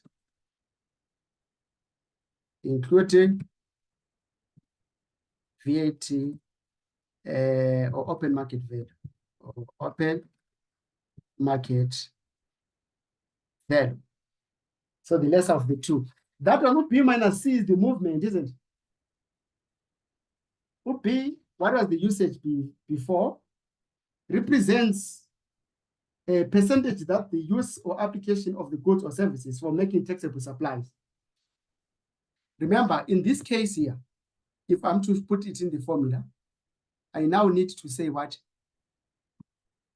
open bracket, taxable supplies before it was 100, minus what? OC represents the percentage that during the 12-month period during which the decrease in the use or application of the goods or services is deemed to take place, the use or application of the goods or services for the purposes of making taxable supplies, for the purposes of the making taxable supplies. So my C represents the new taxable supplies multiplied by that. So that 100 minus 60 represents the making of taxable supplies. So if you don't want noise, you can simply say that multiplied by the extent of making of goods in the multiplied by the percentage of to the extent to which the goods shall be used, or rather to the extent of the reduction in taxable usage, taxable supply usage. That's what the movement is all about there. This is the reduction in taxable supply usage. So this is what you need to internalize. That's the story then. All right. Then the last one is 8.5. 8.5. If you check here, what did we do here? This was the reduction in taxable supply usage.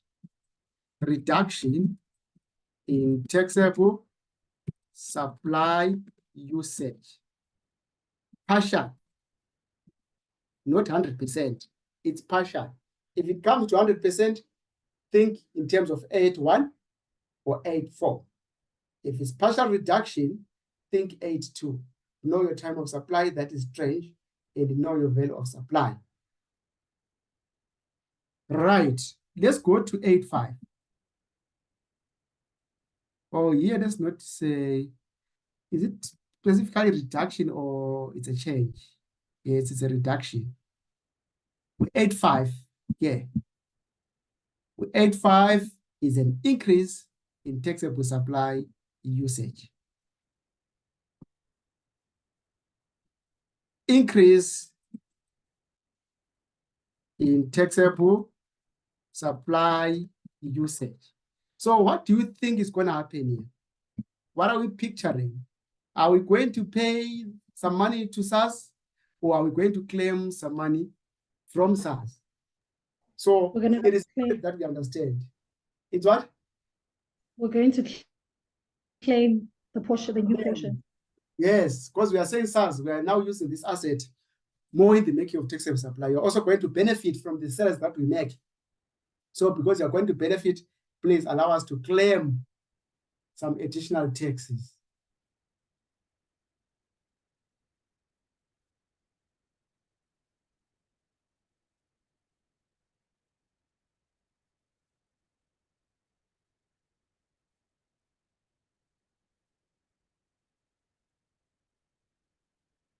So that's the starting point there. If you're not going to understand the direction or what's the possible thing that is going to happen there, and I'm not even getting a quarter of a mark, half of a mark, because you'll be saying strange things where the examiner expects the student to say they will claim additional because now they're introducing the asset also in the making of taxable supply. The students say they have to pay output tax. Strange. All right, 8.5, good people, let's go there. 8.5. Why do I keep on saying 8? 8.5, 8.5, where 8.5? 8.5, 8.5. Right, they will start there. Where goods or services have been supplied to or imported by, or capital goods have been manufactured, assembled, constructed, or produced by him, or capital goods or services have been deemed by subsection 4 to have been supplied to him. And such goods or services were acquired, manufactured, assembled, constructed, or produced, or applied by such vendor, partly for the purposes of consumption, use, or supply in the making, of taxable supply. I leave whatever is in the bracket there. And where does the bracket end? Okay, outside the end of the bracket there. Such goods or services shall, if the extent of the application or use of such goods in the course of making taxable supplies is, I don't read things that are inside the bracket now, just for now, so that you follow, is subsequent to the commencement date increased in relation to their total application or use, be deemed to be supplied to him. Deemed to be supplied to him. The direction is very key. If we supply something to you, you claim input tax. Be deemed to be supplied to him, and the commissioner shall allow the vendor to make a deduction in terms of section 16.3 in the tax period during which the increase is deemed by subsection 6 to take place, of an amount determined in accordance with that. So if you say what you see there, C minus D, it is gonna be the movement, the change, and the taxable supply usage. Adjusted cost, okay, fine, and open market value, okay, fine, cool. We see that. So here we are simply going to say an additional input tax is claimable on the lower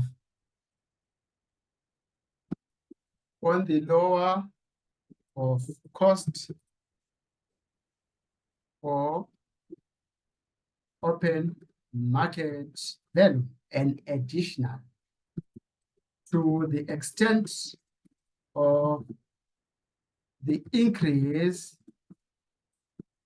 in usage in the making of taxable supplies.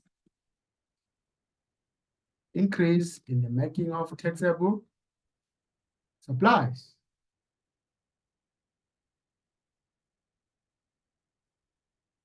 Right.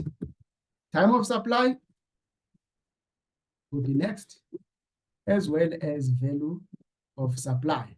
But the time of supply is already straightforward, the lesser of, as I have said there. All right. So this is where the story is.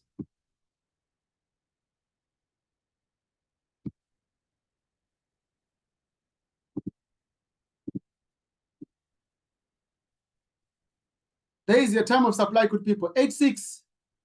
Last day of the year of assessment is the same as that one. You see 8686. So use that one on the last day of the year of assessment of that particular vendor. Right. If value of supply, this is section what? Sorry, section 18.6.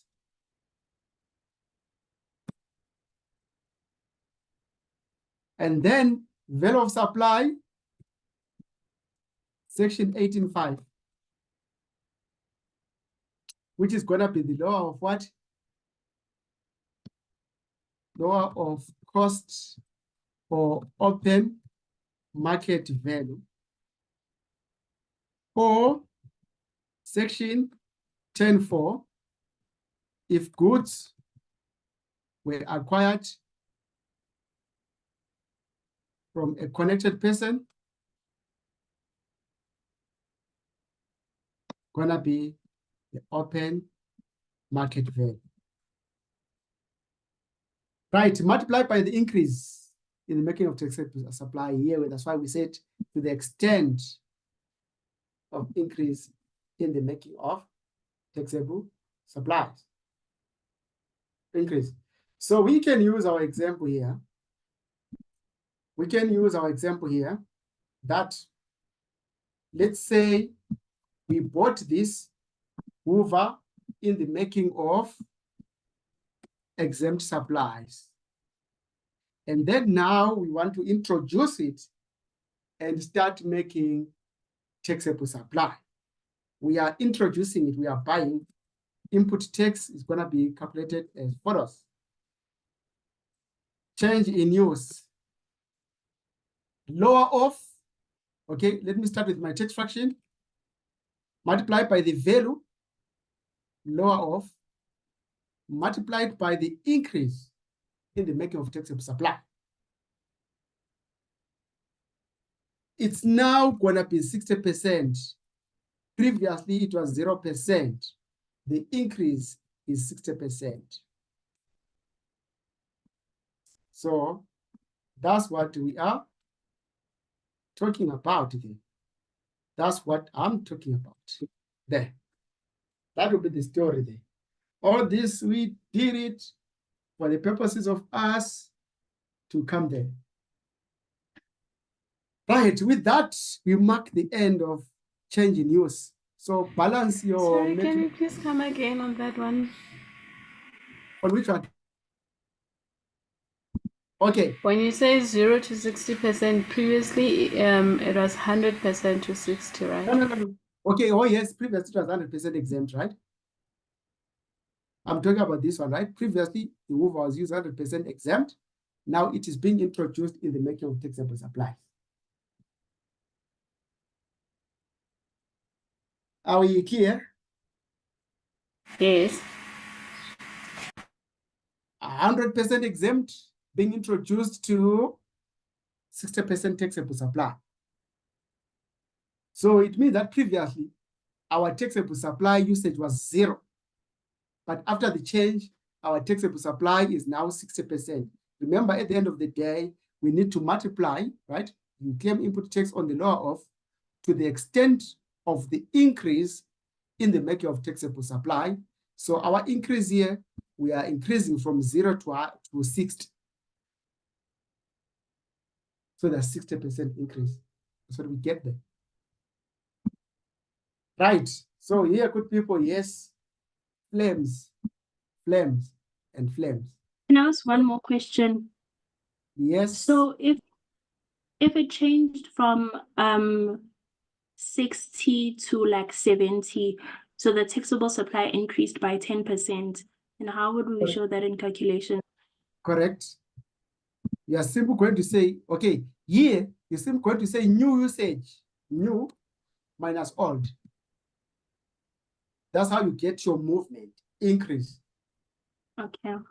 Right, again.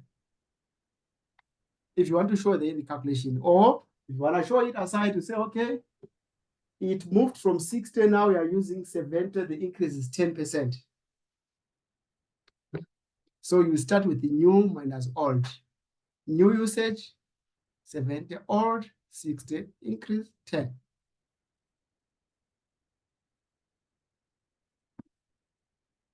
Okay. Another question could be, yeah, I to teach you this, right? It's not like it's a common thing that comes with 10 marks or whatever. But I'm saying, simply saying that when it comes, let's be ready. Let's know that is something that we did in class. Let's deal with it. I don't believe in sporting. If I'm trying sport and teach you something and not teach you all, I'll be fooling you, good people. On the day that you write, if I'm to see the paper and see that, hey, I didn't teach them all these things, I wouldn't enjoy whatever I'll be doing there while these two guys are penning. That's why I teach you everything. Say, okay, I'll give you all the tools that you need to pass. Cultivate them and pass. All right. So what is the other question? Yes. The D on the formula under section 18.4 and 5. Can you explain a bit on that? On section what? When we're referring to the formula, A times yes. C times D. On 5. Let's look at 5, right? Yes. So D should be the previous taxable supply usage. And then C is the new taxable supply usage.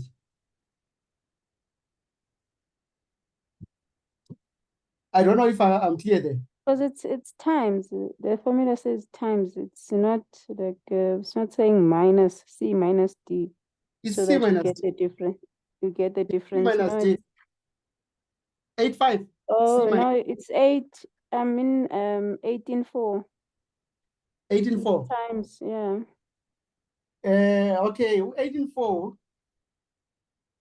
18.4, remember, is not what we're doing now. The 18.4 is for the previous one. complete change. You remember that one? Yes. Yes, it's for that previous one.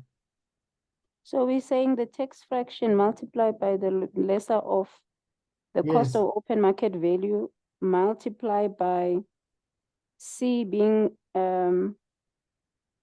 what the current percentage multiplied by the But that immediately after, yes, immediately after. C being immediately after, Yes. then D being the previous. Any obligation in respect of where direct or indirect Confusing me, this one. yes to the total consideration in money expressed as a percentage. For this one, you see this one, it talks about that one where they were bought from a connected person and they were funded by part of BS to the total consideration in money expressed as a percentage. Okay, I think for this one now, for sake of peace, this is what 8.4, right? 18 years. Let's try to maybe take it from here first. Right, taxable usage. The ratio that the amount, then they say in the case of the second-hand goods, the ratio that the amount paid bears to the total consideration in money expressed as a percentage. So what are they now calculating there?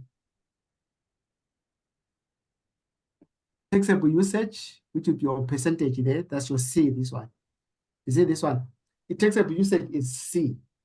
Then UT, it is this Greek there. That one, it has got exceptions there. In the case of a second-hand good, the ratio that the amount paid bears to the total consideration in money expressed as a percentage. I don't know this one. I don't know this Chinese, what they are saying. Yeah, it is Chinese for real. They say in the case of a second-hand goods, the ratio that the amount paid, the amount paid when they bought those goods bears to the total consideration in the money. Which consideration? Okay, we'll look at it some other time. All right, these percentage changes, remember, keep in mind the de minimis rule that a change of less than, like if it's 95% and above usage is deemed to be 100%, right? 95% or more taxable usage is deemed to be what? 100%. So we don't want to say maybe they were using it, maybe 10%, now they're using it 96%. Then we see you trying to do the movement. No, you shall deem everything to be 100%. All right, so this marks the end of EVET. In the last hour or 1 hour and something like that, we now need to move on to another tutorial later, which is 104. But before that, we will take a break. We'll be back at 4. Questions for this, we shall look for them as we progress. So we have to start on our topic, on our tutorial later 104, unfortunately, because the time is not on our side. Right? This weekend, we should be wrapping up everything because that other weekend is going to be what? Final revision that will be covering everything. I think I don't have tutorial later 104. Whilst you are on break there, please, someone send me tutorial later 104. Right, and when we come back, remind me to resume the. All right, are we there now? Let's move. Let's move. All right, so far, good people,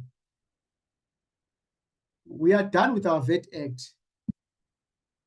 We are leaving the VAT Act. We are now going to the Income Tax Act. So the starting point, so that no one is going to be looking for these sections under the VAT Act. Let's be on the same page. Do you see where your income tax is? Do you see where your section 1 of the income tax is?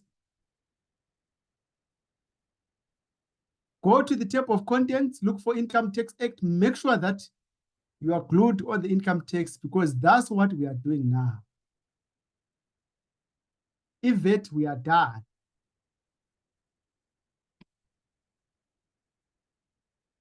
If that we are done. So finally, we have moved away from VAT. So all that is needed now is to close it off peacefully and make sure that you pass it in the final exam. It was very huge. In your test, if VAT is going to be 20%. In your final exam, if VAT is going to be a lot of it. Right. Now we are coming on to something new,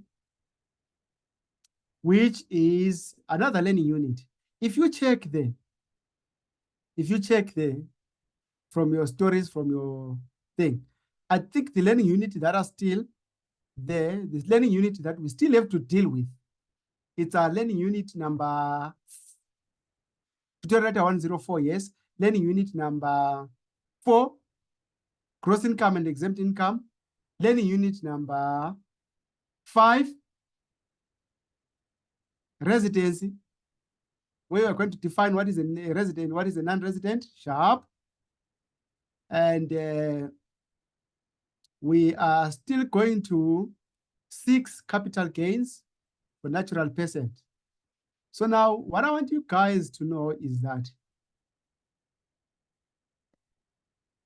what I want you guys to take note of is if VAT was centering mainly on what? On a company. And these topics that we are now looking at now, these topics is got tutorial 104. We are going to be dealing with mainly what? A natural person. It is going to be a natural person. The story is about natural person. The story is about what? About me and you. So this gross income that we are going to look at here, good people, it is going to be for a natural person. This exempt income that we are going to be dealing with here, good people, it is going to be for a natural person, right? Because we do have gross income of a company and we do have our exemptions of a company, right? We are going to see that in test number 2 going forward. Here, it's for a natural person. So keep that in mind. Keep that in mind and you will be good to go there, okay? Right, so let's move here. Now we are moving on to another chapter. This is now found in the Income Tax Act today. So don't be found looking for these things, these sections that I'm going to be saying here under the VAT Act, you'll be in trouble. Chart 104, individuals. So whatever we are doing here, good people, is to do with individuals or a natural person. A person like what? Me and you. It is this one plus the donation tax will amount to 20 marks. Will amount to 20 marks. Learning unit number what? Learning unit number, is it 4? The one for gross income. Determination of income. Yes.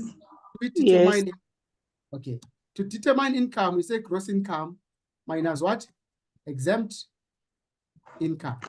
So this is what we are going to try and achieve today. We have to learn our study our gross income as well as to study our exempt income. Okay. So right, we are going to do a lot of highlighting here, but basically maybe don't be much of flagging, but highlighting.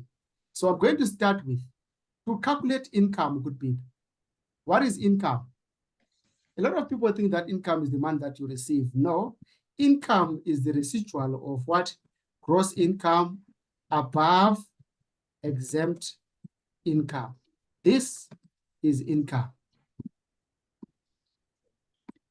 So dividends, good people, is not income. Local dividends is not income. If you receive local dividend, don't ever say you received income. You'll be lying. Because in local dividends, let's say you receive 10,000 of local dividends, you will come here and what? And exempt the entire dividends there, and you remain with what? No income. So if you have got local dividends, you don't have income because the entire amount is what? Is exempt. So please don't use the street language. Be found saying that I received income. Yeah, I received 10,000 from the JSE listed company. No, you didn't receive income as dividend. No, because it's exempt. Income is the residual of the gross income above exempt income. A local interest of 13,000 is not income because the entire amount would be what? Exempted. So income to a tech student is the residual of what? Is the residual of gross income above exempt income. Right. So we are learning as far as here. Now, test one, it says that this is the income tax framework that we're about to study, but we are going to study it in pieces. For the purpose of test number one, we're going to start up to that far, and then subsequent test, we're going to take it from there. That after income, we have got what? Deductions and allowances that we need to what? To subtract. But they say, okay, these are the flames to be seen later on. For now, let's focus on this. We are going to learn what is gross income, and we're going to learn what is exempt income. Done. To be continued. Okay. So determination of income. Income is determined by deducting exempt income from gross income. Right, what are those two? Gross income. Gross income is defined in section 1. Right? Read with in section 1. Find the gross income is found in section 1. So when you are asked to determine gross income, when required to define gross income, one is to state the requirements to be met in order for an amount to be included in gross income. If they say define gross income, you state the requirements, right? And you apply to the scenario, you go. Right, amounts are included in gross income either because, number one, they meet the gross income definition as set out in section 1 of the Income Tax Act, or as special inclusions to gross income in terms of paragraph A2 and of the definition of gross income. Okay, so amounts are included in gross income because they meet the gross income definition or a special inclusion to gross income. Okay, now I'm going to talk about what is special inclusion to gross income. Right, first, what are special inclusions to gross income? People, okay, first, okay, let's define gross income. Gross income definition. So for an amount to be included in gross income, good people, it must meet the gross income definition, or it will be included in gross income because it meets the what? It is part of the special inclusion in gross income, which are listed in paragraph A to N. We'll talk about that later. Let's talk about those amounts that meet the gross income definition. We said that now when you are required to define what gross income is, you need to state what the requirements for an amount to be included in gross income should be. You need to state what the requirements for an amount to be included in gross income should be. All right, for an amount to be included in gross income, then the following requirements must be met.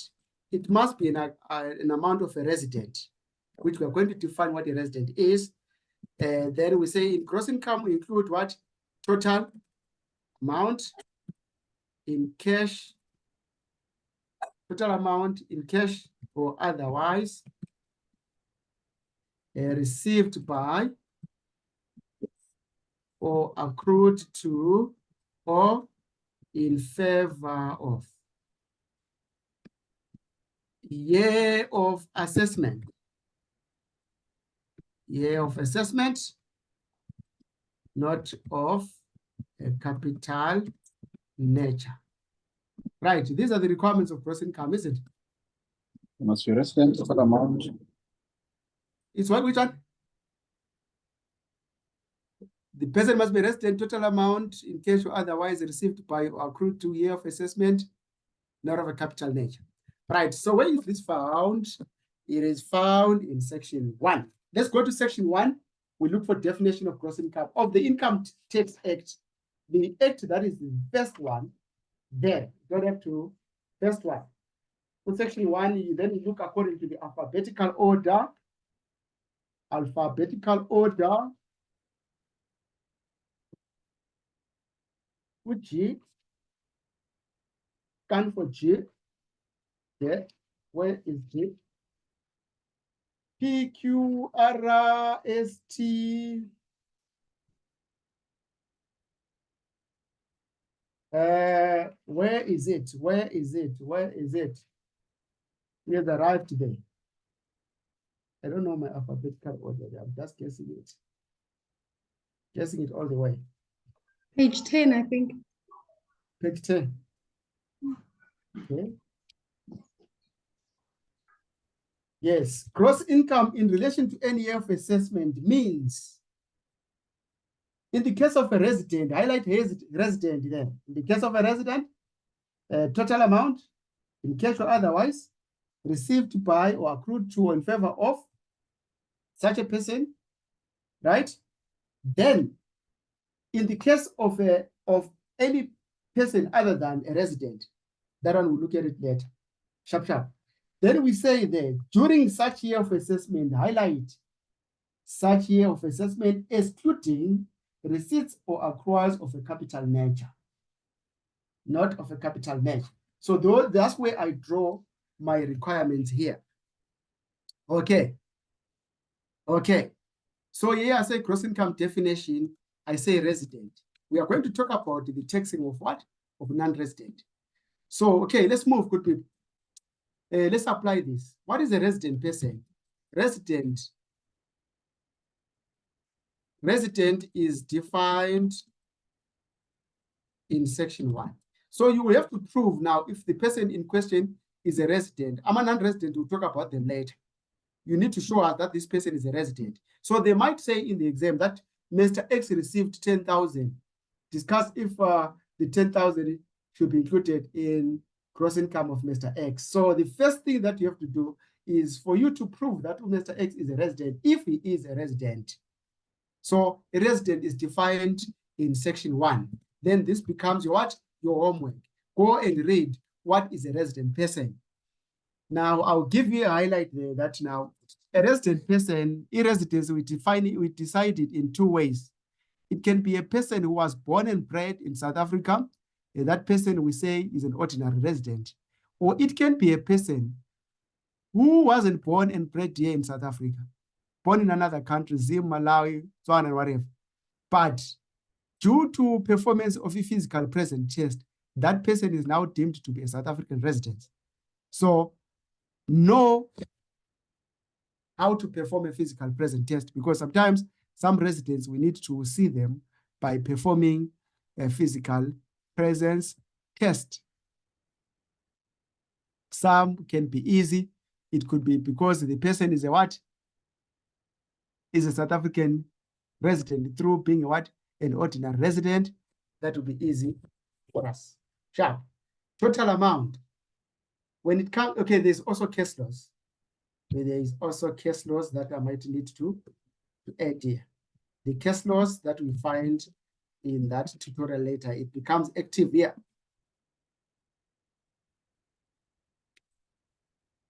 Explanations. Right, total amount.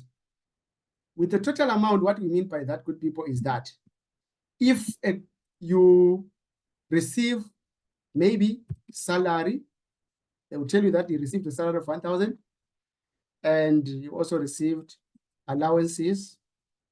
But the salary is a problem. Let me say dividends, maybe.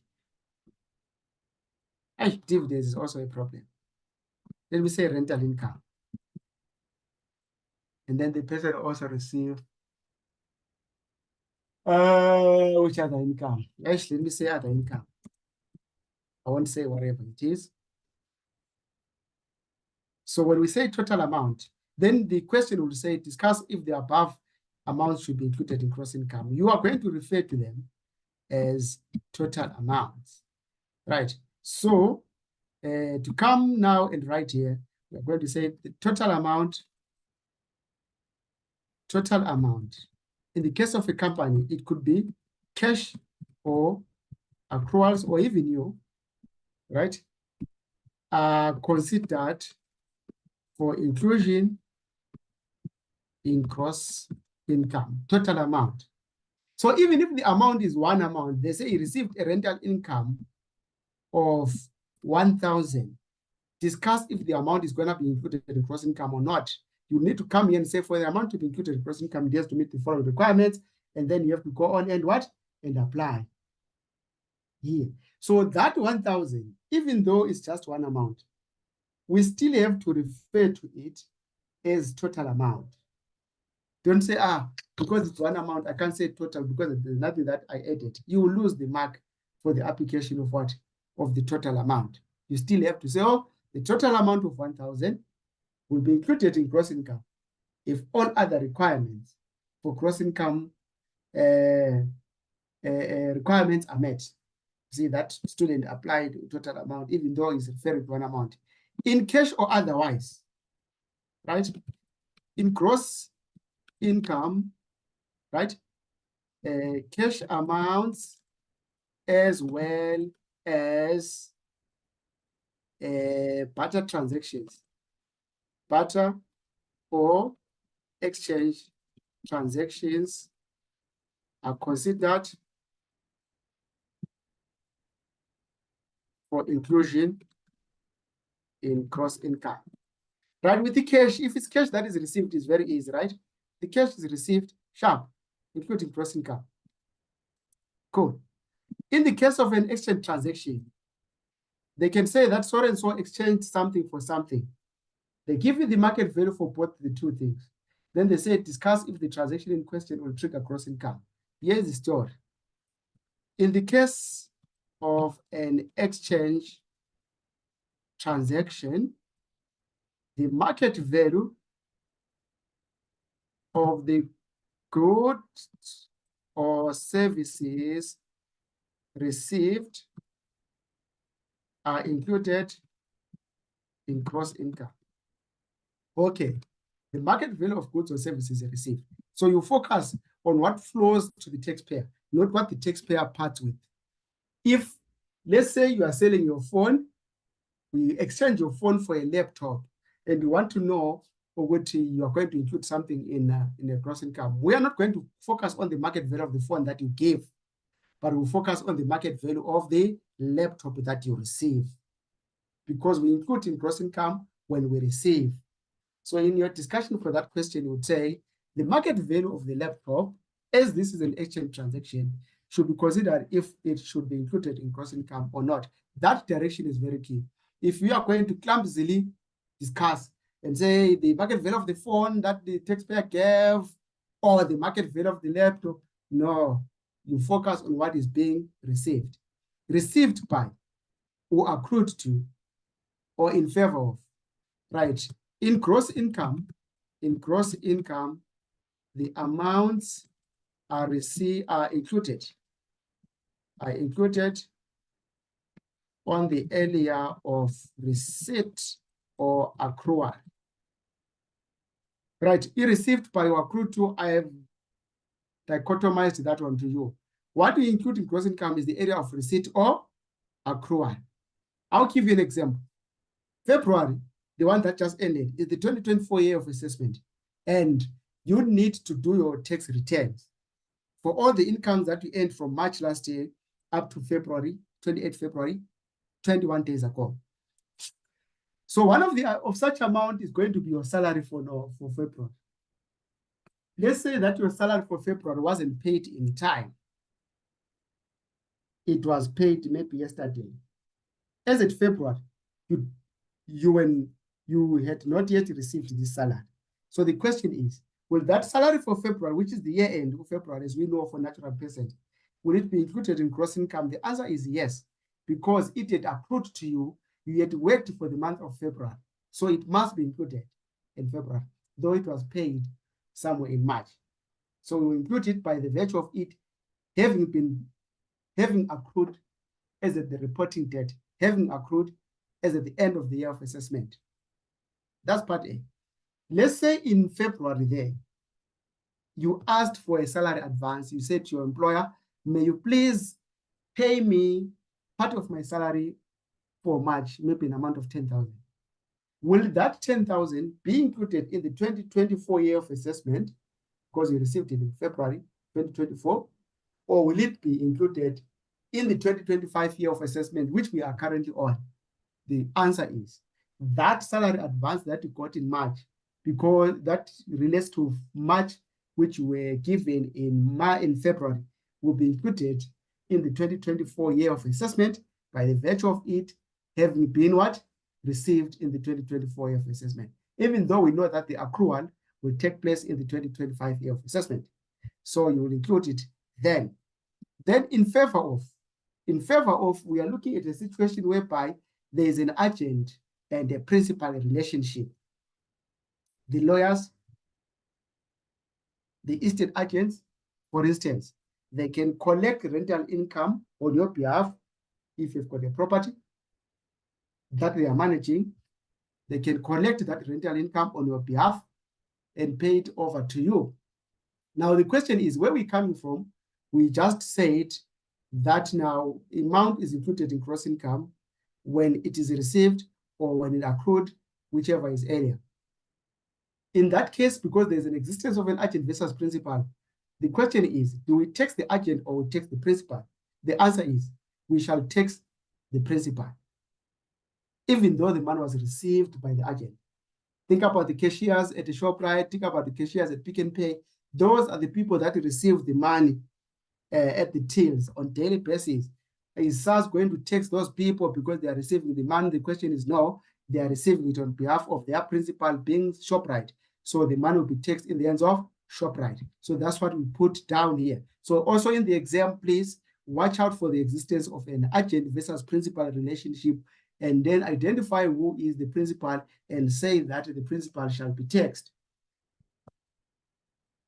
In an agent and principal relationship,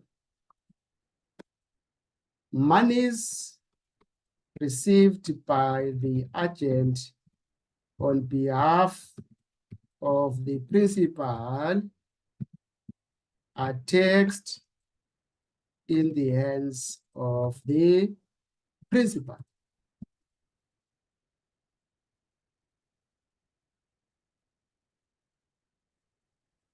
As the agent received those monies in favor of the principal. Yes, they might have collected those money, but it was not for them. It was in someone's favor. Then that someone's favor is going to be taxed in their hands. Okay, on the year of assessment, we have got two things that we must know. That, number one, the year of assessment for a natural person. I said it's going to be a natural person. This test begins on 1 March and ends 28 or 29 Feb of the following year. If I may ask you, good people, in which year of assessment are we on now? Is it 2025 or 2024? Which year of assessment are we on? 2025. Yes, we are now in the 2025 year of assessment. It began 21 days ago. Right. So on the year of assessment, that's the two things there. First thing, sorry. The second thing is that amounts are included in gross income in the year in which they are received or accrued, whichever is earlier. If you receive the money before it accrues to you, for instance, I gave you an example asking for a salary advance in February, which relates to March. It will be taxed in February because you in the 2024 year of assessment, because you received it then. And then I also said that if your salary is at February, it has not been paid to you, and you're submitting your return, that salary must be included in your tax return for that year, for that February, because it is accrued to you. You have worked for that salary. To accrue means to become entitled to. Right, not of a capital nature, capital receipts are not included in gross income. Capital receipts, good people, are receipts of a capital nature. These are proceeds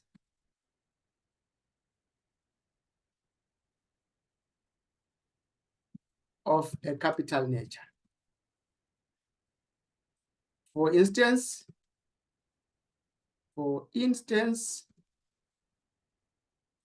might have been received from the sale of a capital asset. Right. So there we go, guys. There we go, guys. That's the story of gross income. According to gross income definition, if an amount meets those requirements, good people, you shall include it in gross income. If it ticks all the boxes, we include it in gross income. But if it does not meet one of the requirements, that amount is not going to be included in gross income. It does not meet the gross income definition. Either it's because it's a capital nature or whatever. Sharp, sharp. Now, the cash flow side. Now, for each requirement there is a corresponding cash flow. You'll be discussing this. You need to prove cash flow, otherwise, the total amount, you need to prove that it was received by or accrued to year of assessment. Normally, when it's gross income, most of the cash flows would be here. Let's see what cash flows can we do. So now, for instance, let's say we are discussing, and then they say make reference to cash flows. Your answer will never be complete until you make reference to cash flows. Here are the cash flows that we have. You have this with you guys. This tutorial later, you have it. There are cash flows for gross income. There are cash flows for general deduction. You will focus on the cash flow for gross income in this test.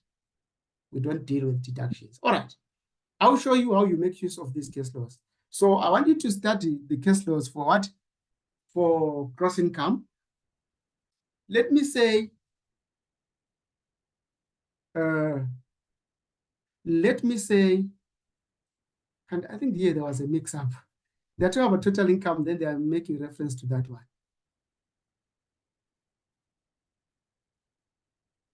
Smoking.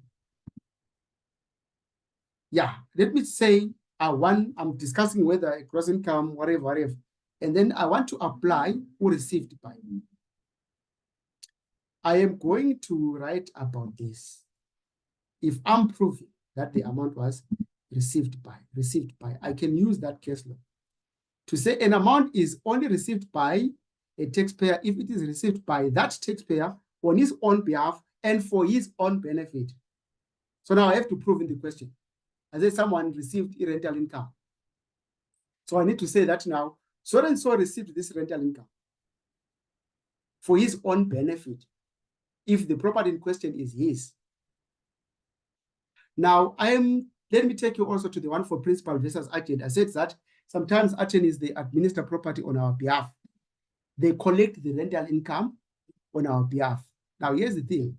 That rental income that is collected, according to law, according to tax, it is not received by the estate agent. It is not received by that attorney who will come and knock on the tenant's door and get it. No, because that person is not collecting that money on his own behalf, on his own benefit. No, the person that is deemed to have received is the owner of the property. So I would say that though the money was collected by the attorneys, Mr. X, the owner of the property, is the one who is deemed to have received the money because the money is for him and it is for his own benefit. After that now, I need to state the case. Where are you getting that from? Because you are not getting it from the streets. Then I can put in front. I can start by saying Mr. X is the one who is deemed to have received the money according to that word versus that one. Is the money, it is for him. As the money, it was received on his behalf and for his own benefit because it's the owner of the property. You apply there, you put that. Okay, so that's one application there.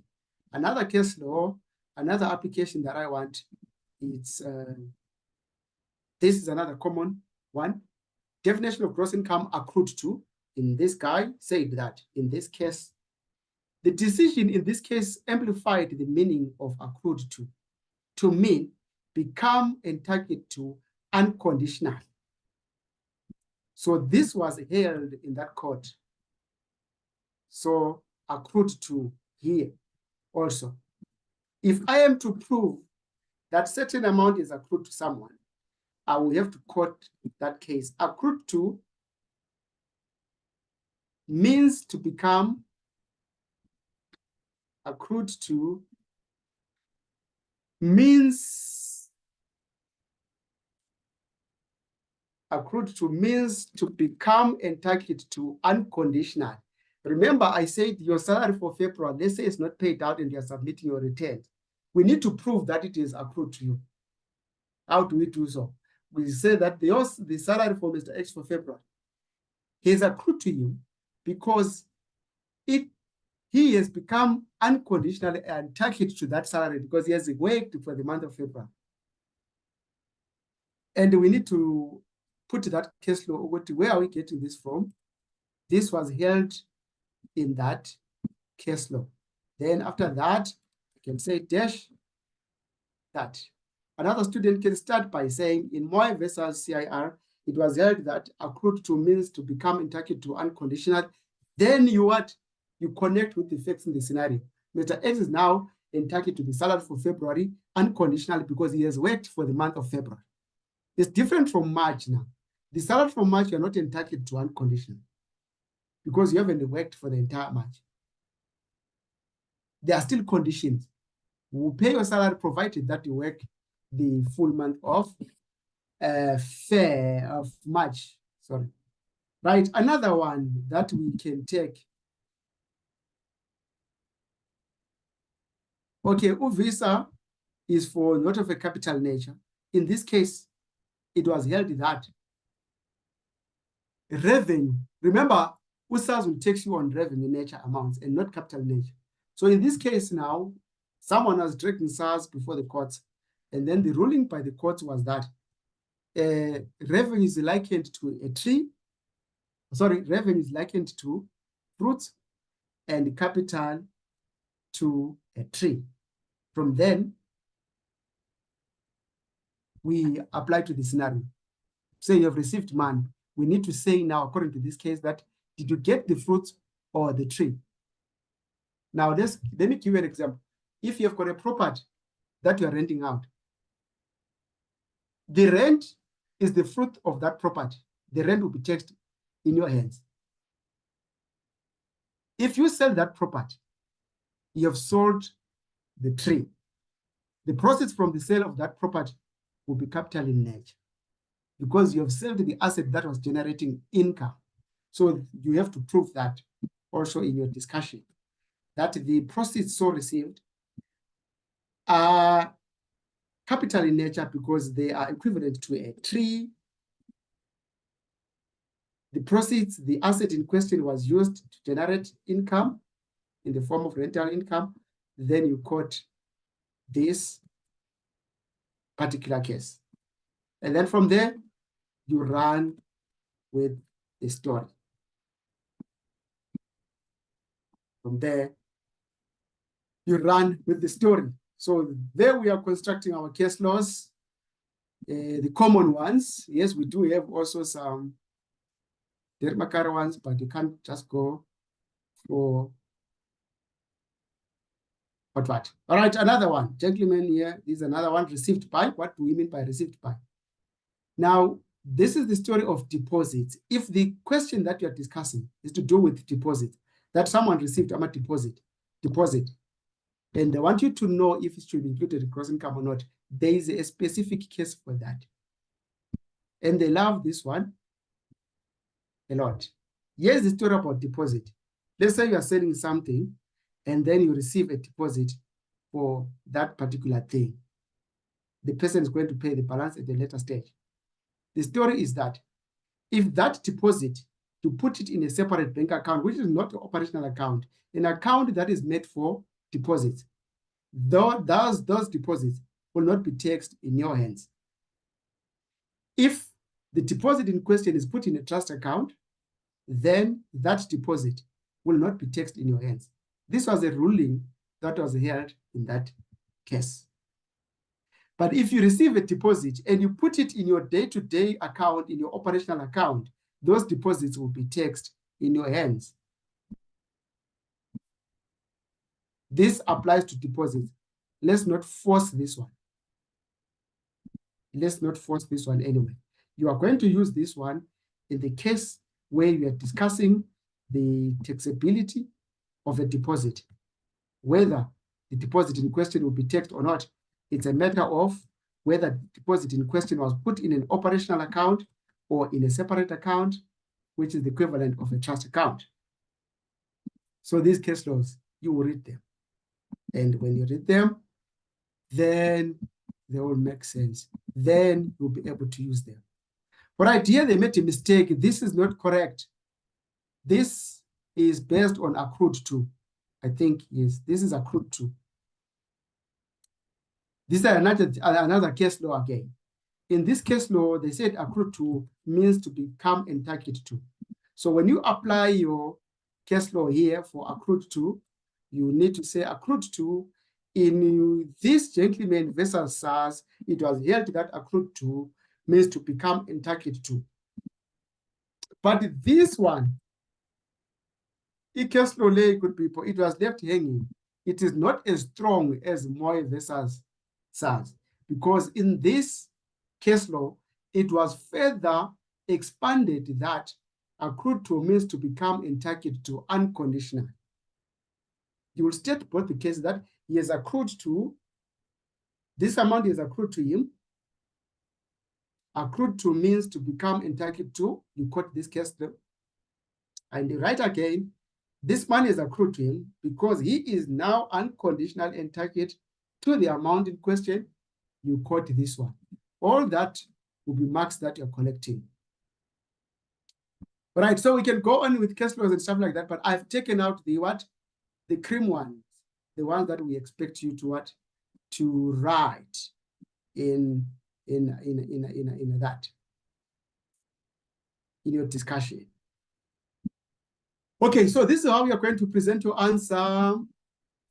Maybe you can put the case law before the explanation, or you can mix inside the money as accrued to him.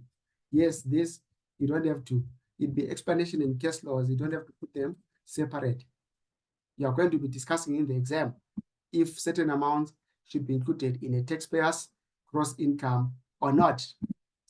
All right, so I have said there, like I said initially or previously, that amounts are included in gross income because they meet the gross income definition, or as special inclusions to what? To gross income. Now, let's move on to special inclusions to gross income.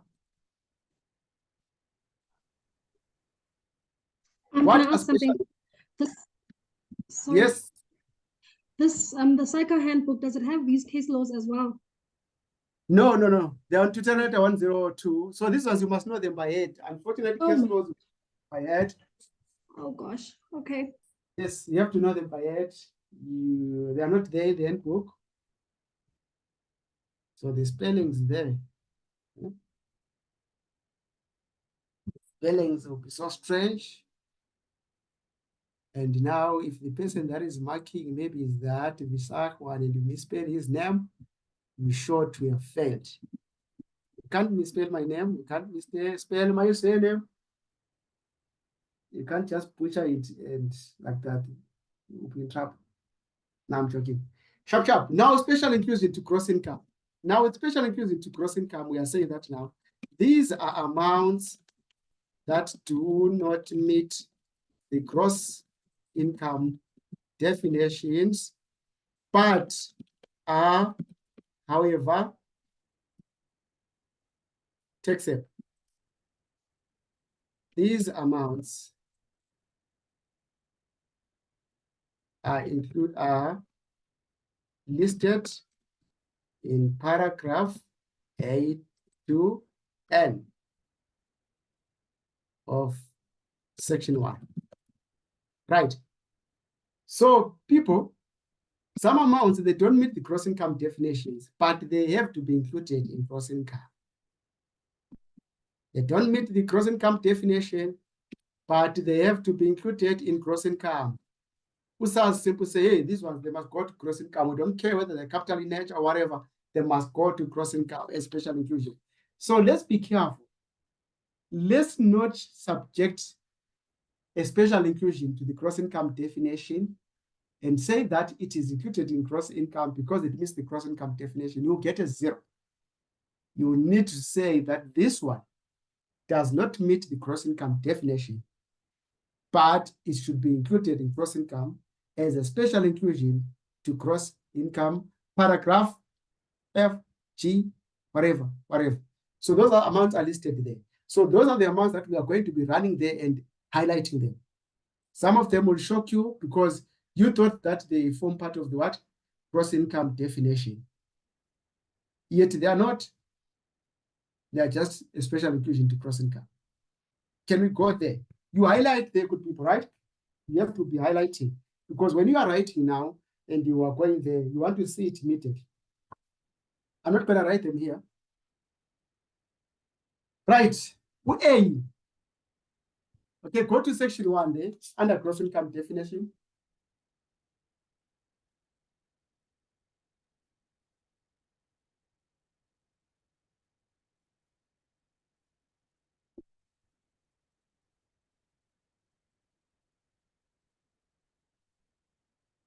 Are there could be, you'll be highlighting. I'm not going to spend time here. We should be done by 5 for this special inclusion.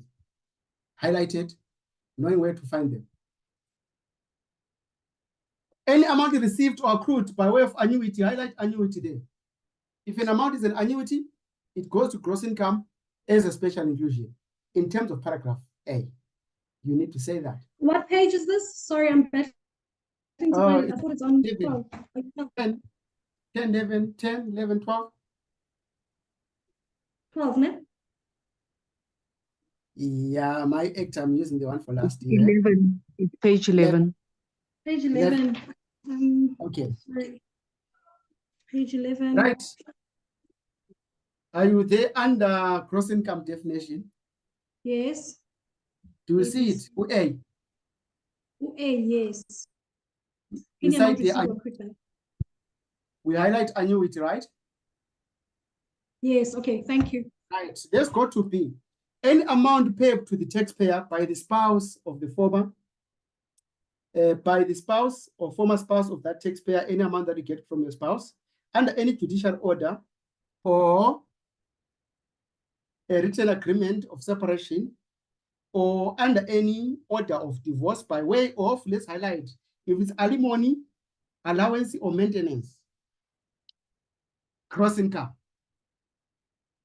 special inclusion, paragraph B. In terms of any maintenance order for maintenance of a child, okay? Chap. C, any amount, including a voluntary award, highlight there. Voluntary award, you go and assist the police there. I don't know, you volunteer to go and assist the police to do whatever. Then they give you something, say, okay, now, we know that you volunteered your service, but thank you. Here is $10. It's a special inclusion to gross income. Received or accrued in respect of services rendered or to be rendered, or any amount received or accrued in respect of any employment. Let's highlight there. Received or accrued in respect of any employment or holding of an office. Your salary is included in gross income in terms of paragraph C, because you receive it in lieu of what? Employment. Salary, paragraph C. It doesn't meet the gross income definition salary, no, because you received it in lieu of employment, then it's paragraph C. Right? We will have C1 there. In the provision shall not apply. Okay, sharp. Right. Then CCAP A.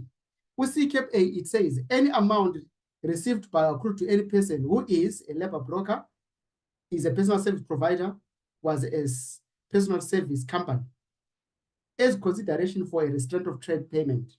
Now, with CCAP A, we're going to do it later. It isn't the syllabus, but we are talking about a restraint of trade that is paid to a labor broker, that is paid to a personal service provider, that is paid to a company. But our test one does not cover those persons. So for the purpose of test one, we need to know CCAP B, which says any amount received by or accrued to any natural person as consideration for a restraint of trade, highlight the restraint of trade, imposed on that person in respect of or by virtue of employment or holding of an office, or any past or future employment or holding of an office. A restraint of trade payment could be, but do we know what it is? What is a restraint of trade payment?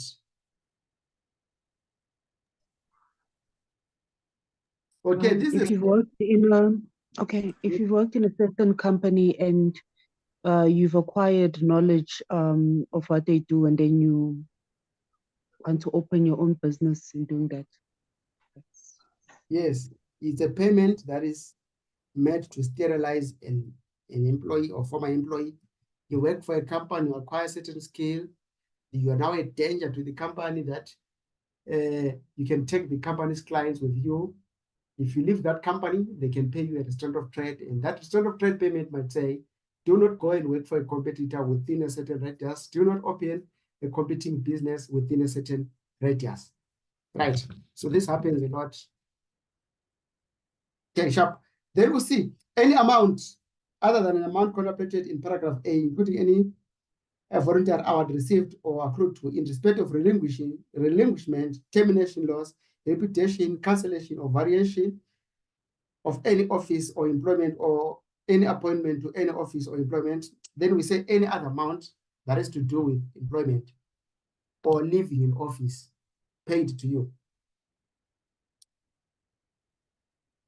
That's what is A and D there. Maybe you live in the office, they pay you something. it will fall there. Put in. Okay. Then we also can dive into those other subsections, which is fine.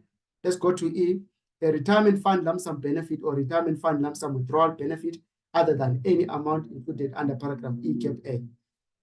If you were contributing to a pension fund or retirement fund, then that retirement fund pays you money. That amount is going to be included in gross income. That lump sum will be included in gross income in terms of paragraph E. E cap A. We're in relation, so we're highlighting there, right? Key things highlight. In relation to a member who effectively remains in the employment of same employer or the dependents or a nominee of a deceased member. What is that? So many amounts. Where in relation to a member who effectively remains in the employment of the same employer or the dependents of a nominee of a deceased member. Okay, so that one works like this. Could be, in most cases, if you work for a company and then they say, if you complete 1 year with us, we give you a bonus of this much. So such monies are going to be paid for you, to you, and be included in gross income in terms of that paragraph. Or those are what? All loyalty bonuses, right? I think so. Or loyalty bonuses. F, any amount received or accrued in commutation of any amount to under any contract of employment was service. Yeah, so I wanted to try and find out there, what's the difference between C and F? Any amount received or accrued in commutation of amounts to under any contract of employment. I'll put a question mark there. I'm also going to research that one. How does this one differ from UC, which is saying that is the money that is received in law of employment? So you might have to research what that English commutation means. G, any amount received or accrued from another person as a premium or consideration in the nature of a premium. Or premiums, they are like what? A deposit, right? Paragraph G, deposit. If you rent out a property, then someone pays you a deposit. That deposit will go into your gross income in terms of paragraph G of section 1. Premium is deposit. G cap A, any amount received or accrued from another person as a consideration for the impacting of or the understanding to impact any scientific, technical, industrial, commercial knowledge or information, or for the rendering for the undertaking to render any assistance or service in connection with the application utilization of such knowledge. If you're going to impart such knowledge to someone, then they pay you for that. It could be scientific. Someone teaches you how to make beer. It could be a commercial knowledge. Maybe someone teaches you how to patent an invention of yours. It will be gross income in terms of that. H, in the case of any person to whom or in terms of any agreement, but let me say also for impacting knowledge, where is the other one? As a consideration for impacting of or the undertaking to impact any scientific. Okay, I wanted, so that one we need to be careful. Like for instance, there is another one whereby if you give information to police that will lead to an arrest of a suspect, it's also, and then they pay you for that, those police hours. Those are gross income, but you are not going to include them, especially inclusion in terms of paragraph G cap A, because the knowledge in G cap A there, it relates to scientific, technical, industrial, or commercial, or any information, maybe it's covered there. Another research. Write it down. I think that one for police also, it can fit in there, and they really like it also in our exams. Find out which AMA police awards are included in gross income in terms of what? Is it GKPA? Because it will be there in your test. You provided police with information that leads to the arrest of a suspect. Discuss if the amount in question should be included in gross income. Find out, research, Silk is going to have that one. Control find on Silk, It will tell you whether it's GCAP, I'm not sure. In the case of any person to whom, in terms of any agreement relating to the grant to any other person of the right of use or occupation of land or building, or by virtue of the cessation of any right under such agreement, there has accrued in any such year of assessment the right to have improvements effected on the land or the building by such person. Leasehold improvements. We know what are leasehold improvements, right? You've got leased properties, and then someone is the lessee in your property, they effect improvements. Those improvements are going to be included in your gross income. So then let's highlight leasehold improvements, H. The cash equivalent is determined under the provisions of the 7th schedule of the value during the year of assessment of any benefit or advantage granted in respect of employment. So I want you to highlight advantage granted in respect of employment, or the holder of an office being a taxable benefit as identified in the said schedule. So that one is simple, saying any fringe benefit. Any fringe benefit, it will go to your gross income. In terms of paragraph I of section 1, it is a special inclusion. Let's not subject fringe benefits to the gross income definition and say that they meet the gross income definition in section 1. We get a 0. Fringe benefits are included in your taxable income because they meet, because they are a special inclusions to gross income. Sharp. J.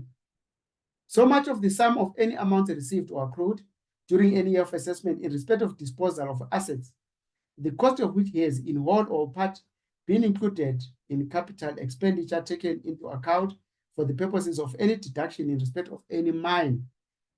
Oh, this one we don't do it. It's not in the syllabus. I forgot to take you through this. Yeah, I don't think that one is in the syllabus.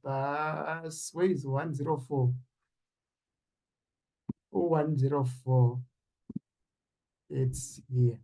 We also need to know what is in the syllabus and what's not in the syllabus. Paragraph A to N.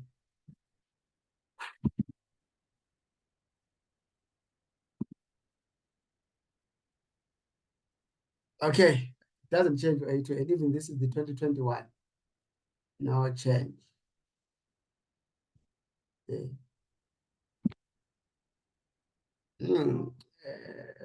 Change in use. Oh, there's a question on change in use here, but I saw it by accident. Oh, there was a change in use on the search there. So I have to give you the tutorial later so that you do question 3. The change in use, where we came from, there is 1. So, okay. So questions on change in use. Question 3. I'll say it's all good. In homework, you'll do that question, you'll find out. Homework, question 3. This is Chart 104, right? I'm going to share that tutorial later. You do that drama that we're doing. So here I said I want Opara A. It should be listed. Remember how you study. Remember how you study, but you come here and identify what is in the syllabus. There is a matrix of the things which are in the syllabus. These are exemptions, though.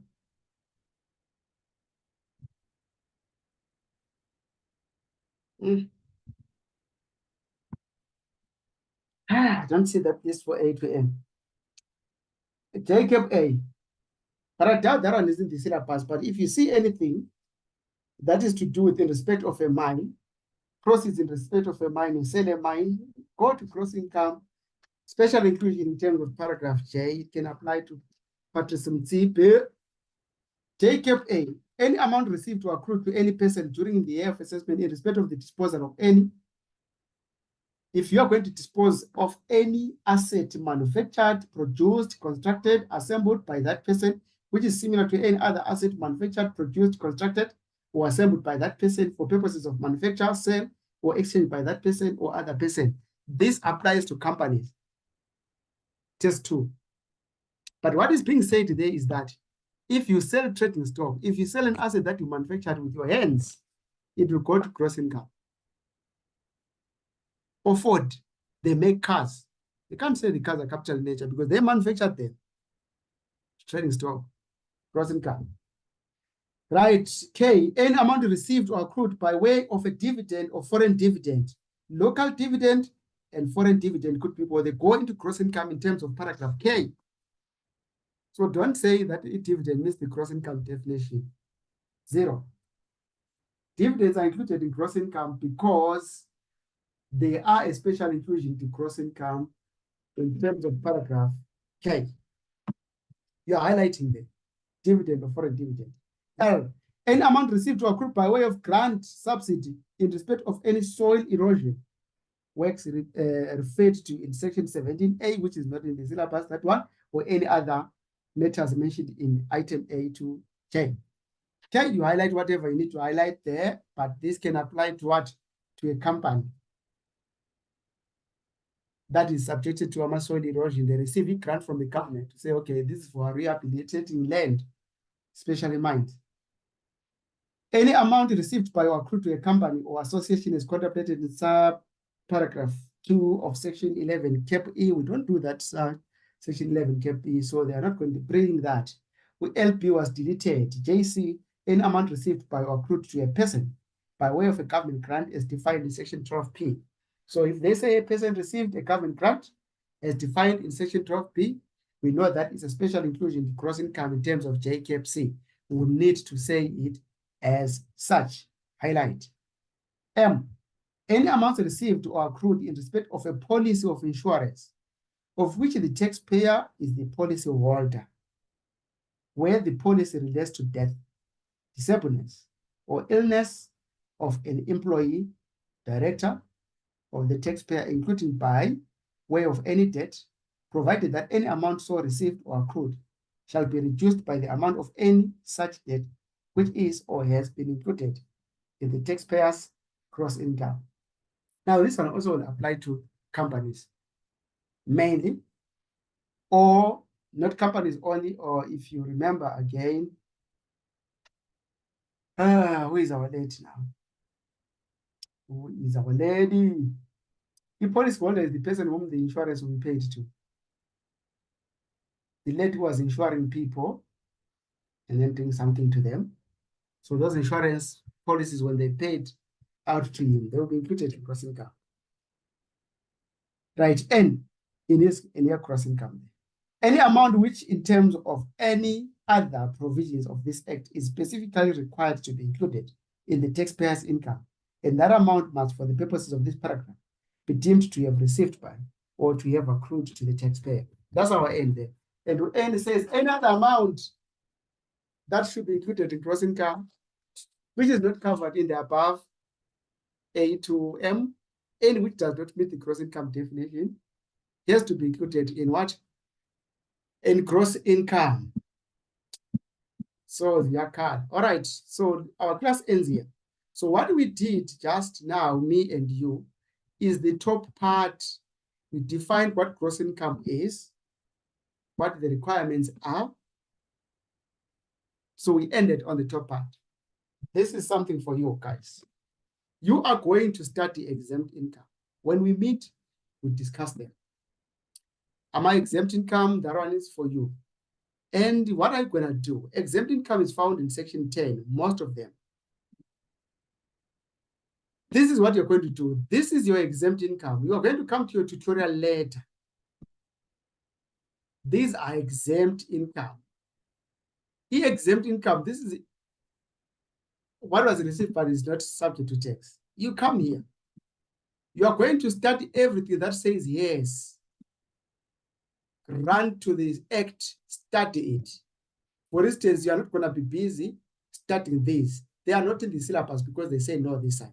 But this one, you are going to go to section 10.1G, GCAP A, and GCAP B, and find out what is exempt in terms of that particular what section. Now, I want you to take note that for something to be exempt from tax, it must have been included in gross income first. it must have been what? Included in gross income first. So get to know what is exempt in terms of that section and whether it's the full amount that is exempt or portion of it thereof. Foreign pensions, good people. You go and work in Botswana, you are a South African resident. Then when you resign, retire from Botswana, you come back to South Africa. Then the Botswana company pays you a pension. That pension is not going to be included in gross income. So go and read there, they will tell you that. Funeral benefits, the company assists you to bury your loved ones. They give you something. It's not going to be taxed. It is exempt in terms of that paragraph. But for it to be exempt, it must have been first included in gross income. Then we see you taking it out with that section. Now, bargaining council policies, the one that says no, don't worry. Oh, okay, so this one don't study because it says tutorial 105 and 106. We'll cross the bridge when we get there.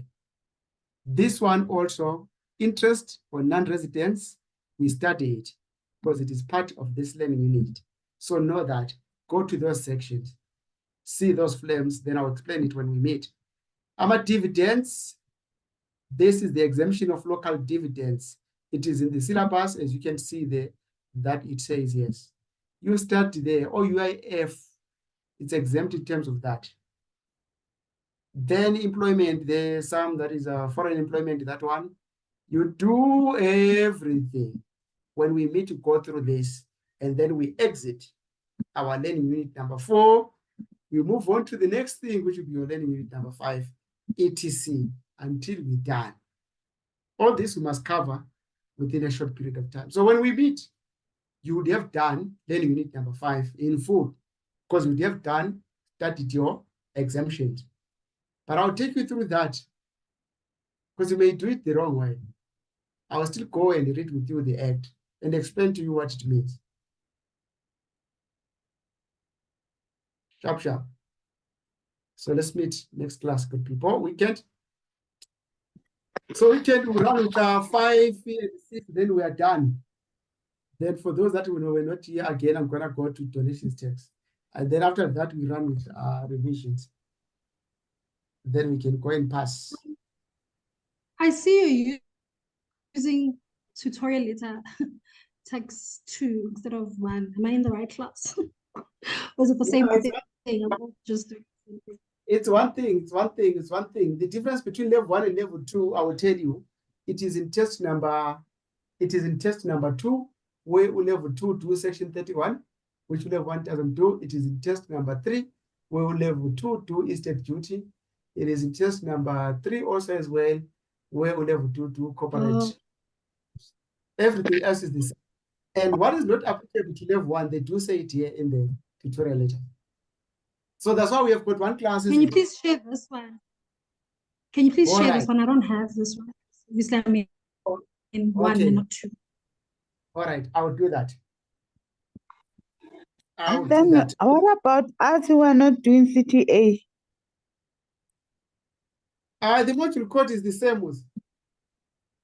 Oh, so as we write everything, we learn everything, even test 2, 3, 4. Yeah, it's all the way. Yes, you learn My everything. module code is 4861. Yeah, it's the same. 4861 and 4862 is the same, good people, right? If I put 4861 here and 4862 there, of the same tutorial letter number, you will see same things. The difference is we're going to see the two onwards. Just one is the same with everything. And the difference is just an addition. It's not like you have to separate something, but level 2 will add something. Okay. Okay. All right. Any other question?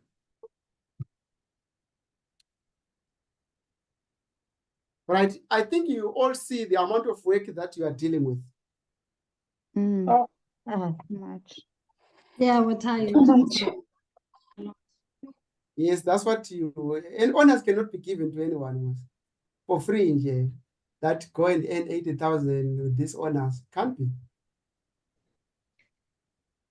So they know that there are 5,000 people that are registered, and even UNISA pass rate is 13%.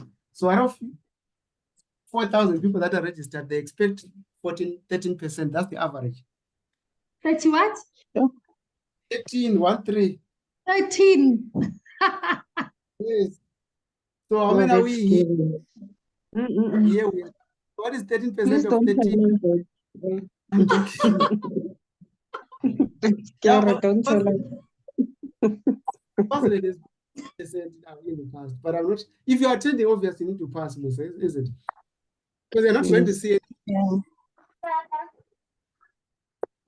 You fail because you'll be seeing new things one after the other. Skipping. Question 1 is seeing flames. Then let me go to 2. 2 shows you flame. Let me go to 3. 3 shows you flame. Before you know it, you're at the end of the question Time paper. is up. Yes. All right. So yeah, then let's do that. People. Let's do the quantities here. I see them. I'm also chasing it.